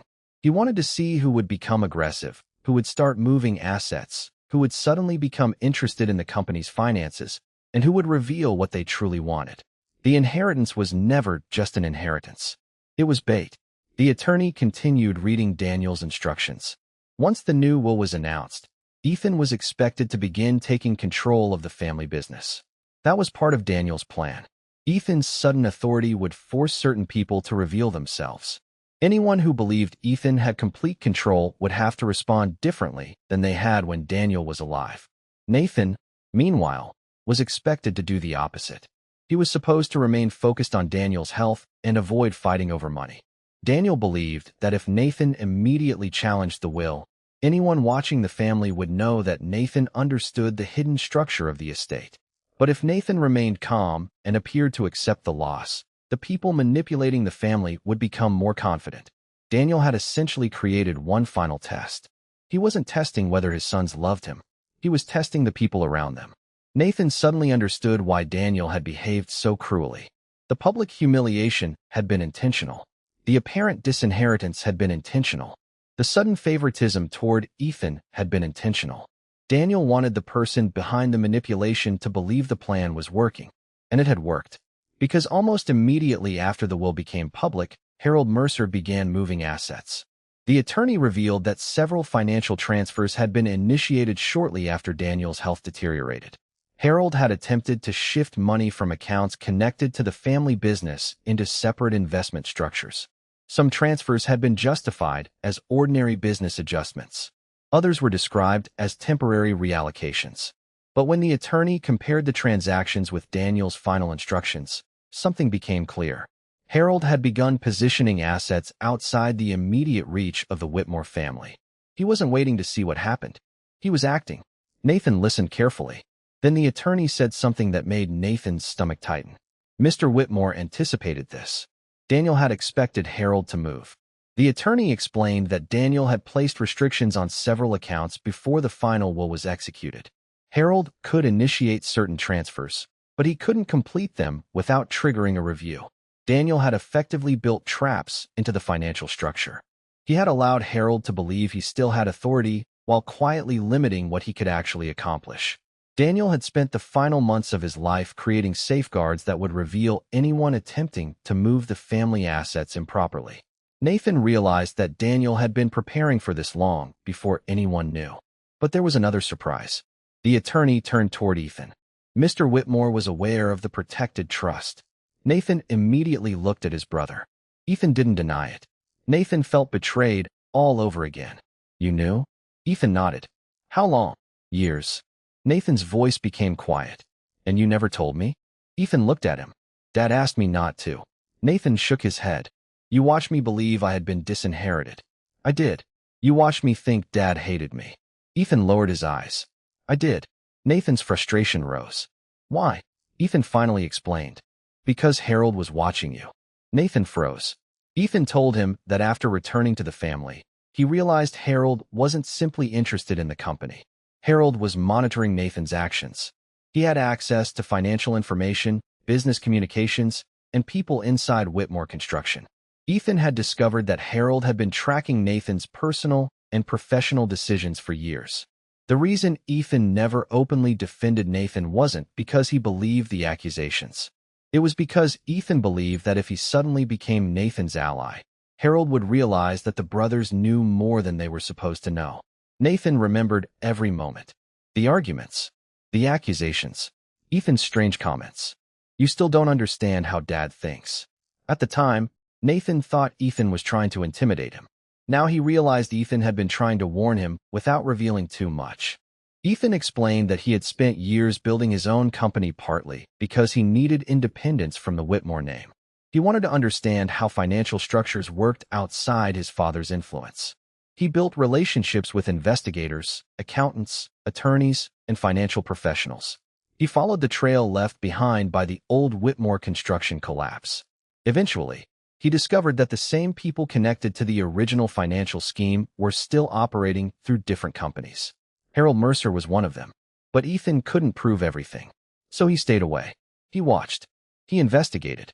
And when Daniel's health began deteriorating, Ethan realized the situation had reached a dangerous point. He came home, not for the inheritance, not for the company, but because Daniel was preparing to sign documents that could put the family assets at risk. Nathan finally understood why Ethan had asked about the company instead of Daniel's health when he first returned. Ethan already knew Daniel was sick. What he didn't know was whether Harold had gained access to the company's future. Nathan looked at his brother. All those years, I thought you abandoned us. Ethan answered quietly. I know. Why didn't you tell me? Because I was afraid you would confront Harold. Nathan almost smiled. You were right. Ethan nodded. That would have been exactly what you did. For the first time in 20 years, the brothers laughed together. It wasn't a happy laugh. It was the exhausted laughter of two men finally realizing how much time they had lost because they had been given different versions of the same story. Nathan had believed Ethan was selfish. Ethan had believed Nathan was too loyal to see the truth. Daniel had kept both brothers apart because he believed secrecy would protect them, and Harold had benefited from all of it. The attorney then revealed the most important part of Daniel's final instructions. Daniel had written a private letter to both sons. It said that the brothers were never supposed to inherit the family legacy separately. They were supposed to rebuild it together. Nathan would be responsible for understanding the history of the business and protecting the people who depended on it. Ethan would be responsible for restructuring the company and preventing the financial vulnerabilities that had nearly destroyed it. One brother understood people. The other understood systems. Daniel had spent years believing their differences were tearing the family apart. In the end, those differences were exactly what could save it. But Daniel had one final condition. The brothers had to uncover the full truth about the old financial scheme before the trust could be released. The attorney explained that the hidden trust contained more than money. It contained records, original contracts, bank correspondence, copies of internal communications, evidence Daniel had collected over the years. The trust was essentially a private archive of everything Daniel had discovered after the company collapsed. And there was one document Daniel considered the most important. A handwritten statement from the person who had originally warned him about the financial scheme. Ethan. Nathan looked at his brother. Ethan nodded. I wrote it the night I left. The statement described everything Ethan had discovered. The suspicious transfers. The companies connected to them. The people involved. The warnings he gave Daniel. And the reason he believed someone wanted control of Whitmore Construction. But there was something else. Ethan had named Harold Mercer. Nathan felt his stomach tighten. The attorney explained that Daniel had kept the statement hidden because he wasn't ready to accuse Harold without stronger evidence. For 20 years, Daniel had waited. Now the evidence was finally coming together. Nathan asked the attorney, "Where is Harold?" The attorney looked toward the empty chair. He was supposed to be here. Ethan checked his phone. There were several missed calls. Then another message arrived. Harold had left the property. But he hadn't simply disappeared. The attorney revealed that Harold had attempted to transfer control of several company assets earlier that morning. The transactions had been stopped, but one transfer had already gone through. Nathan looked at Ethan. How much? The attorney hesitated. Enough to matter. Nathan stood. Ethan stood with him. For the first time in 20 years, the brothers were standing on the same side. Nathan had spent his entire life protecting his father. Ethan had spent his life trying to uncover what had almost destroyed him. Now their paths had finally met. But there was one problem. Harold Mercer knew the brothers were working together, and he knew something they didn't. One of the original financial records had never been placed inside Daniel's trust. It had been kept somewhere else. A document that could prove exactly who controlled the money 20 years ago. And Harold had just taken it. Nathan looked at Ethan. Ethan looked back. The inheritance could wait. The money could wait. Even the company could wait. Because before Nathan could claim what Daniel had protected for him, he had to uncover the truth. And before Ethan could protect the company, he had to find Harold Mercer. The brothers finally understood what Daniel had been trying to teach them. The real inheritance wasn't the money. It was the truth. And the truth was still out there, somewhere in the hands of the man who had spent 20 years making sure nobody found it. The day Daniel Whitmore died, the Whitmore house became almost unrecognizable.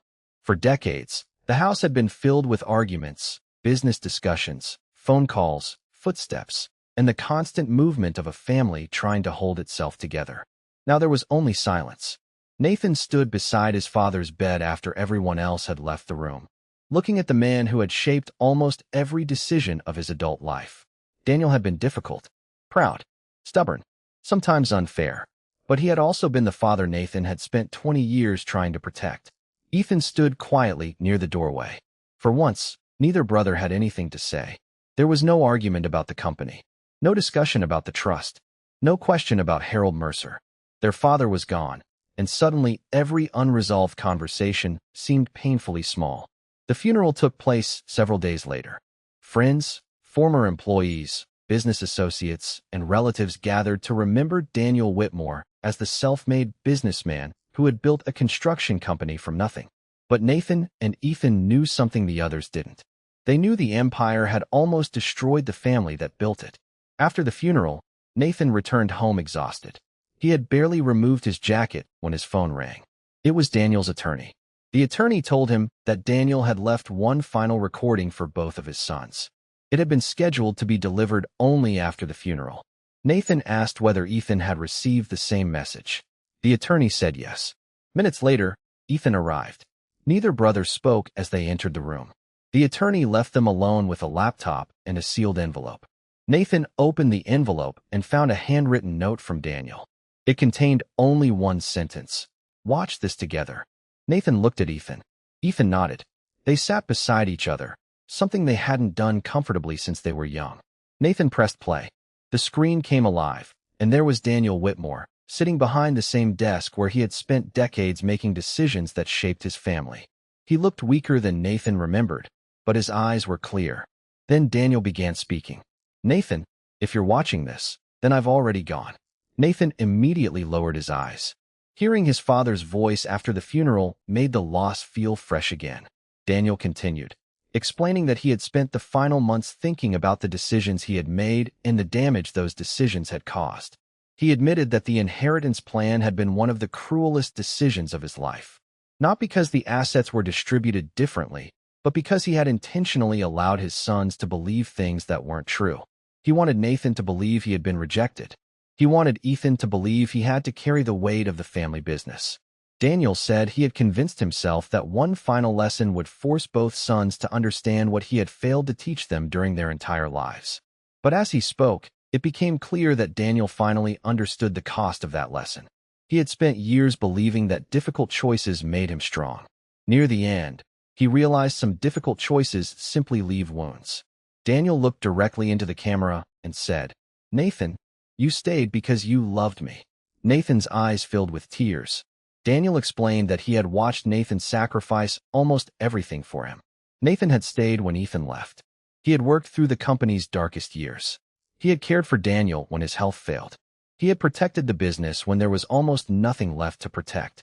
Daniel said he had mistaken Nathan's loyalty for dependence. He had believed that Nathan needed the family business because Nathan had spent so much of his life serving it. But Daniel admitted that he had misunderstood his son. Nathan wasn't weak because he stayed. He stayed because he loved his father. Daniel then said something Nathan had wanted to hear for most of his life. "You never owed me those sacrifices." Nathan covered his face. For 20 years, he had believed that his sacrifices were the price of being a good son. Daniel was finally telling him that he had never needed to earn his father's love. Then Daniel turned to Ethan. "Ethan, you left because you were trying to become someone I could trust." Ethan's expression changed immediately. Daniel admitted that he had misunderstood Ethan's departure for years. He had interpreted Ethan's ambition as rejection and his independence as disloyalty. But Ethan had left because he wanted to prove that he could build something without his father's approval. More importantly, he had left after trying to warn Daniel about the financial problems inside Whitmore Construction. Daniel admitted that Ethan had been right. He had ignored the warning because his pride wouldn't allow him to accept that his younger son had discovered something he had missed. When the company collapsed, Daniel blamed Ethan because accepting responsibility would have meant facing the truth about himself. Daniel said, "I made your leaving the reason for my failure because it was easier than admitting I had ignored you." Ethan looked down. For the first time, the weight he had carried for 20 years seemed to have a name. Daniel then addressed something neither brother expected. He said the real enemy had never been Nathan. It had never been Ethan. It had never even been the people who had manipulated the company's finances. Those people had caused damage, but Daniel believed the deeper problem began inside himself. His pride had made him dismiss Ethan's warning. His pride had made him believe that Nathan's loyalty was something he could demand. His pride had convinced him that he had to control every outcome. And his pride had kept him from admitting when he was wrong. Daniel said that he had spent his entire life believing a successful man should never show weakness. He believed asking for help was weakness. Admitting mistakes was weakness. Changing his mind was weakness. But now, at the end of his life, he understood that refusing to admit mistakes had cost him more than any business failure ever could. Daniel paused for several seconds before continuing. He explained that Harold Mercer had exploited those weaknesses. Harold had understood Daniel's pride and used it against him. He knew Daniel would distrust accusations against people he considered loyal. He knew Daniel would struggle to admit that his financial decisions had been wrong. And he knew Daniel would respond emotionally if someone suggested that Nathan had betrayed him. Harold had manipulated records and used Daniel's own assumptions against his family. But Daniel made something clear. Harold had not created the division between the brothers. Daniel had. Harold simply found the cracks and widened them. That realization seemed to hurt Daniel more than anything else. He wasn't trying to escape responsibility anymore. He was accepting it. Then Daniel revealed why he had created the hidden trust. He said the money was never intended to replace his love for Nathan or Ethan. The trust was meant to give Nathan freedom. Nathan had spent years believing that his future depended on Whitmore Construction. Daniel wanted him to understand that his life existed beyond the family business. If Nathan eventually chose to use the trust to build something completely unrelated to construction, Daniel wanted him to do it without guilt. If Nathan chose to remain involved in the company, Daniel wanted him to do so because he genuinely wanted to, not because he felt obligated to his father. Daniel said, "The greatest thing I could leave you is not a company. It was the freedom to choose what comes next." Nathan stared at the screen. He realized that the inheritance he had feared losing was actually the one thing his father had designed to help him escape the life of obligation he had unknowingly built around himself. Daniel then explained the role Ethan would play. He didn't want Ethan to become another Daniel Whitmore. He didn't want Ethan to spend his life defending an empire simply because it carried the family name. He wanted Ethan to rebuild the company differently, to question contracts, to challenge financial decisions, to trust evidence more than promises, to understand that a business could survive losing money, but a family might not survive losing trust.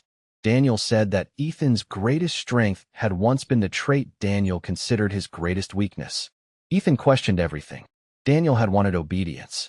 Ethan had demanded answers. And in the end, Daniel realized he needed a son who would challenge him. Then Daniel looked directly into the camera again. "I spent my life building an empire for my sons." He paused, "and nearly destroyed the family I was building it for." Nathan broke down. Ethan turned away from the screen. For a moment, neither brother spoke. Daniel continued his final message by telling them that he didn't expect forgiveness. He said he knew an apology couldn't return 20 years. It couldn't erase Nathan's sacrifices. It couldn't give Ethan back the years he spent away from his family. It couldn't undo the arguments, the suspicion, or the silence. But Daniel hoped that his sons would refuse to repeat his mistakes. He wanted them to remember that wealth was temporary, businesses could be rebuilt, properties could be sold, and money could disappear.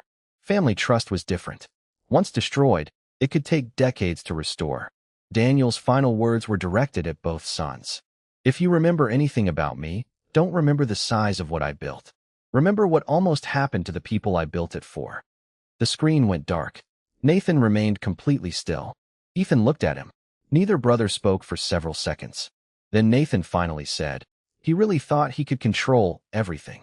Ethan gave a small, painful smile. He was Dad. Nathan laughed through his tears. For the first time in decades, the brothers weren't laughing against each other. They were laughing together. And that moment mattered because Daniel's final lesson wasn't really about inheritance. It was about understanding what he had failed to understand while he was alive. Nathan didn't need to prove that he was loyal. Ethan didn't need to prove that he was successful. Neither son needed to become Daniel Whitmore. They simply needed to become themselves. But Daniel's message had left one final responsibility. Harold Mercer was still out there. The missing financial record was still missing, and the trust had not yet been released. Nathan and Ethan had finally discovered why their father had separated them. Now they had to discover what Harold had spent 20 years hiding. Because Daniel's empire had survived, his sons had finally found each other again. But the truth about how Whitmore construction nearly collapsed had not yet been fully exposed. And somewhere beyond the walls of the Whitmore estate, Harold Mercer still possessed the one document that could reveal exactly how the entire deception began. The room remained quiet after Daniel Whitmore's recording ended. Nathan sat staring at the dark screen, while Ethan remained beside him, his hands folded together as though he was still trying to process everything their father had confessed. For years, Nathan had imagined this moment differently. He had imagined confronting Ethan with anger, demanding answers, asking why he had abandoned their father and left Nathan to carry every burden alone. He had imagined telling his brother exactly what his absence had cost him.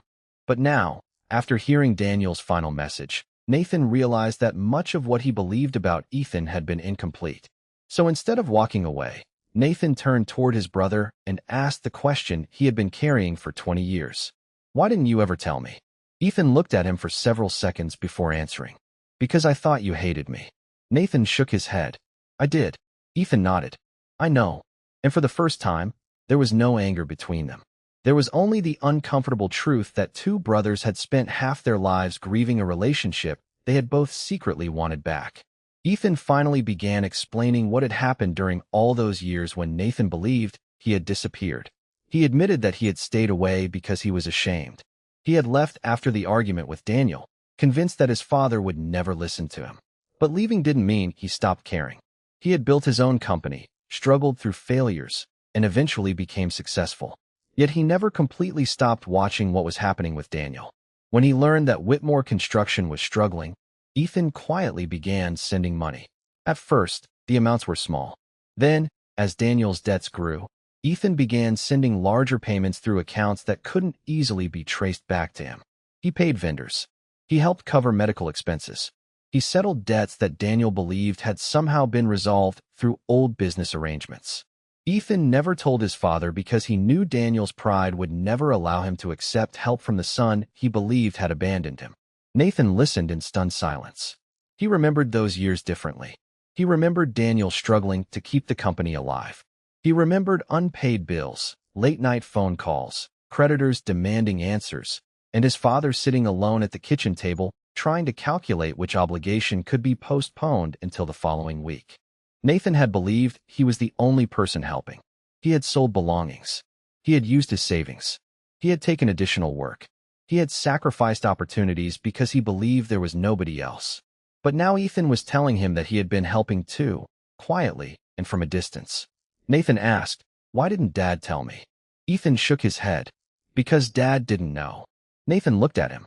Ethan explained that he had deliberately kept his identity hidden from the payments because he didn't want Daniel to know he was helping. Ethan wasn't trying to buy his father's forgiveness. He wasn't trying to earn a place in the family. He simply couldn't stand the thought of Daniel losing everything. Nathan's eyes filled with tears as another memory returned. There had been moments when Daniel suddenly seemed able to pay a bill that Nathan thought was impossible. There had been medical expenses that somehow disappeared. There were creditors who stopped calling without explanation. Nathan had assumed Daniel had negotiated something or found another source of money. He had never imagined Ethan was behind it. Then Ethan revealed something even more painful. He had also paid several of Daniel's debts anonymously after the construction company collapsed. Some of those debts were directly connected to the period Nathan had spent trying to save the company. Ethan had watched from a distance while Nathan worked himself exhausted, and every time Ethan considered revealing himself, he stopped. He believed that if he returned too soon, Harold Mercer might realize what he knew. So Ethan remained invisible. Nathan had interpreted that silence as abandonment. In reality, Ethan had been helping from the shadows because he believed staying away was the only way to protect everyone. Nathan lowered his head. "I spent 20 years blaming you." Ethan didn't defend himself. He simply said, "I blamed you too." Nathan looked up. Ethan explained that he had once believed Nathan had chosen Daniel's approval over the truth. He thought Nathan was so loyal to their father that he would never question anything Daniel did. Ethan had resented Nathan for staying while he was forced to leave. But now he understood that Nathan hadn't chosen Daniel over him. Nathan had simply been trying to hold together the family Ethan had walked away from. They had both been hurt. They had both misunderstood each other. And both had spent years carrying a version of the past that was missing critical pieces. Nathan finally said, "We were fighting over a story that wasn't even true." Ethan nodded. "And Dad let us believe it because he thought he was protecting us." Nathan shook his head. "He protected us from each other." Ethan looked at him. "And almost lost us forever." The brothers sat together for a long time. Then Nathan asked the question that would have been impossible for him to ask only a few months earlier. "What do you want to do with the inheritance?" Ethan didn't hesitate. "I don't want to fight you for it." Nathan looked surprised. Ethan continued, "I've already built something of my own. I don't need Dad's company to prove anything." Nathan thought about the years he had spent believing the company represented his father's love.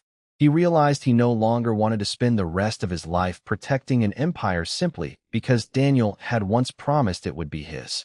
The brothers understood that if they fought over the estate, they would be repeating the same mistake their father had spent his final years regretting. Money had divided them once. They refused to let it do so again. They agreed to sell part of Whitmore Construction's holdings and use the proceeds to create something neither Daniel nor Harold had ever imagined: a family foundation. The foundation would support small business owners who had been devastated by financial setbacks, provide assistance to families dealing with unexpected hardship, and create opportunities for people trying to rebuild their lives after losing everything. Nathan wanted the foundation to reflect the lesson he had learned through his father's mistakes. Ethan wanted it to help people who had been overlooked because they didn't have the right connections. Together, they decided that Daniel Whitmore's legacy would no longer be measured by the size of his company, the value of his properties, or the amount of money left in his estate. It would be measured by what happened to people because of the wealth he had created. Nathan and Ethan also agreed that the remaining business would be restructured. Ethan would oversee the company's future operations, while Nathan would remain involved in an advisory capacity but would no longer allow the business to consume his entire life. Nathan finally gave himself permission to build a life beyond Whitmore Construction. He began reconnecting with people he had lost touch with. He revisited the career opportunity he had once turned down. He started making plans that had nothing to do with his father's company. For the first time, Nathan wasn't living as Daniel Whitmore's son. He was living as Nathan Whitmore. Ethan, meanwhile, promised that the company would never again operate the way it had under their father's old assumptions. Every major financial decision would be documented. Independent oversight would be established. No single advisor would ever again have unchecked access to the family's finances. The brothers also made one decision that mattered more than any business arrangement. They would never keep secrets from each other again. If one discovered something, the other would know. If one made a mistake, the other would hear it directly. And if they disagreed, they would talk before allowing resentment to grow into something larger. Nathan understood that trust wasn't restored because they had finally learned the truth. Trust was restored because they had chosen to tell each other the truth from that moment forward. Ethan apologized for leaving. Nathan apologized for judging him. Neither apology erased 20 years, but both men understood that forgiveness didn't require pretending the past never happened. It required deciding that the past would no longer control the future. Months later, the first project funded by the new Whitmore Foundation was announced. It wasn't a luxury development. It wasn't a skyscraper bearing the family name. It was a small business assistance program designed to help struggling contractors and tradespeople keep their companies alive during difficult times. Nathan stood beside Ethan at the announcement, and for a moment he thought about his father. Daniel had started with almost nothing. He had built a construction company because he believed hard work could create security for his family. Somewhere along the way, the company became more important than the family itself. Now his sons were taking that same wealth and giving it a different purpose. The money was no longer a weapon. It wasn't leverage. It wasn't proof of who was loved more. It had become a tool. And perhaps that was the final lesson Daniel Whitmore had unknowingly left behind. An inheritance can give someone money, but it cannot give them wisdom. A family business can create wealth, but it cannot create trust. And a father's final decision can change the distribution of an estate, but it cannot repair years of emotional damage by itself. Nathan and Ethan had to make that choice themselves. They could have continued fighting over what Daniel left behind. Instead, they chose to build something that neither brother could have created alone. The empire that once divided them became the foundation that brought them together. But there was still one unfinished chapter. Harold Mercer had disappeared. The missing financial record had not been recovered. And somewhere outside the Whitmore family, a man who had spent decades manipulating Daniel's trust still knew exactly where the final evidence was hidden. Nathan and Ethan had reconciled. The inheritance had found its purpose. Daniel's legacy had begun to change. But the truth about Harold Mercer was still waiting to be uncovered. And when Nathan finally discovered where that missing document had been kept for 20 years, he would learn that the greatest secret his father had carried to his grave wasn't about money at all. It was about the one person Daniel had trusted before Harold Mercer ever entered his life. 50 minutes earlier, we were sitting at the reading of Daniel Whitmore's will, watching Nathan Whitmore hear the words that seemed to erase 20 years of his life. To my son, Ethan Whitmore, I leave the majority of my estate. Then came the sentence that broke something inside Nathan. To my son, Nathan Whitmore, I leave nothing. At that moment, Nathan believed the story was simple. His father had chosen the son who left over the son who stayed. He believed Ethan had returned at the perfect moment, taken everything, and somehow convinced Daniel that Nathan was the one who couldn't be trusted. But now we know that those words were only the surface of a much larger story. Nathan wasn't really being erased. Ethan wasn't really being rewarded for abandoning his father. Daniel wasn't simply choosing one son over another.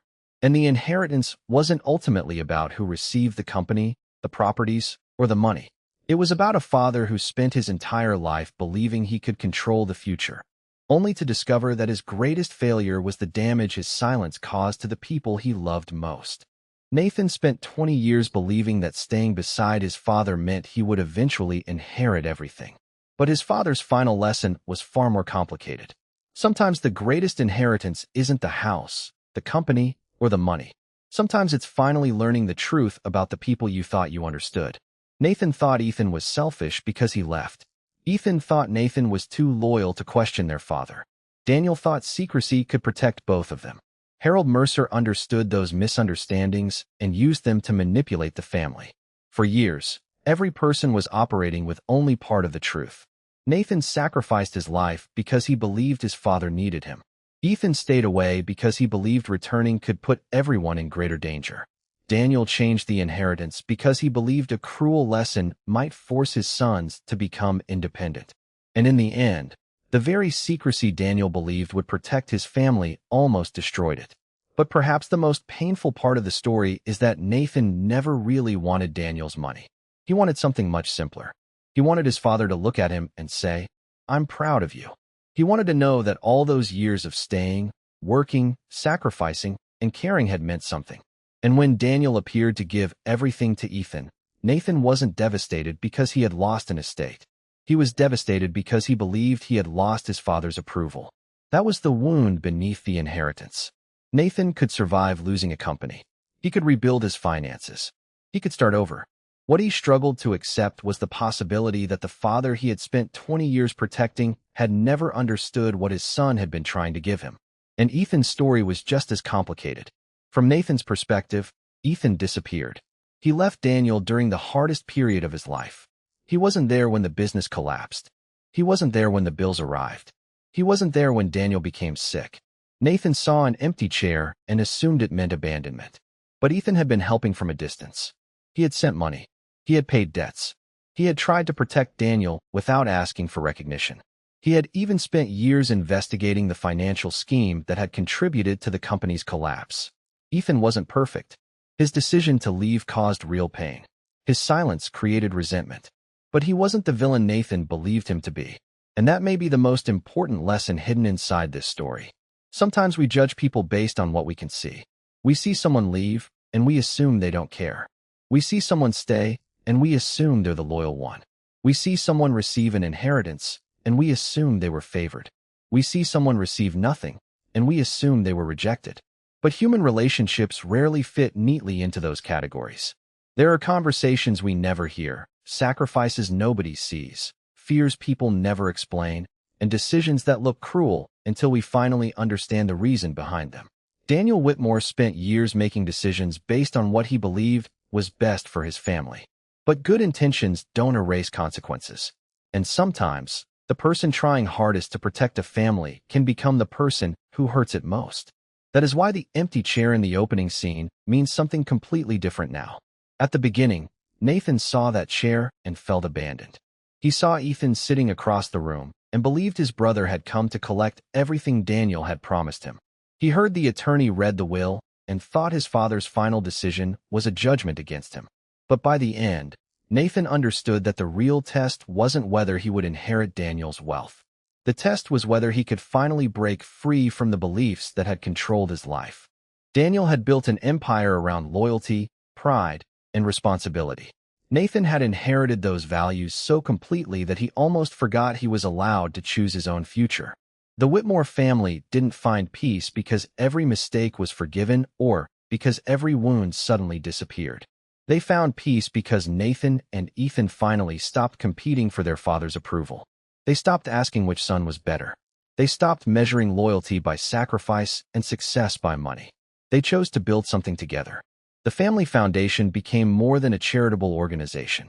It became proof that the wealth Daniel spent his life accumulating could finally serve the people he had always claimed to be building it for. Nathan found a life beyond the company. Ethan found a relationship with his brother that he thought might be impossible to recover. And Daniel, even after his death, left behind one final lesson. A legacy isn't defined only by what you leave behind. It is also defined by what the people who survive you choose to do with it. So now, think back to the beginning. The lawyer at the table. The silent room. Ethan sitting confidently across from Nathan. Daniel's wife watching nervously. The attorney reading the will. To my son, Ethan Whitmore, I leave the majority of my estate. Then Nathan hearing the words that seemed to destroy everything. To my son, Nathan Whitmore, I leave nothing. At the beginning, that sentence sounded like the end of Nathan's story. But it wasn't. It was the beginning of the truth. Because Nathan wasn't really left with nothing. He was given something far more difficult to receive. The truth. The truth about Ethan. The truth about Daniel. The truth about Harold Mercer. And eventually, the truth about himself. Nathan learned that loyalty doesn't mean sacrificing your entire life for another person. He learned that forgiveness doesn't mean pretending the past didn't hurt. He learned that family isn't protected by keeping secrets from one another.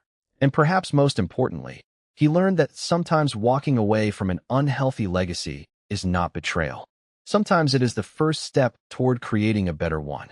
But here's the question. If you were Nathan, after everything Daniel put you through, would you forgive him?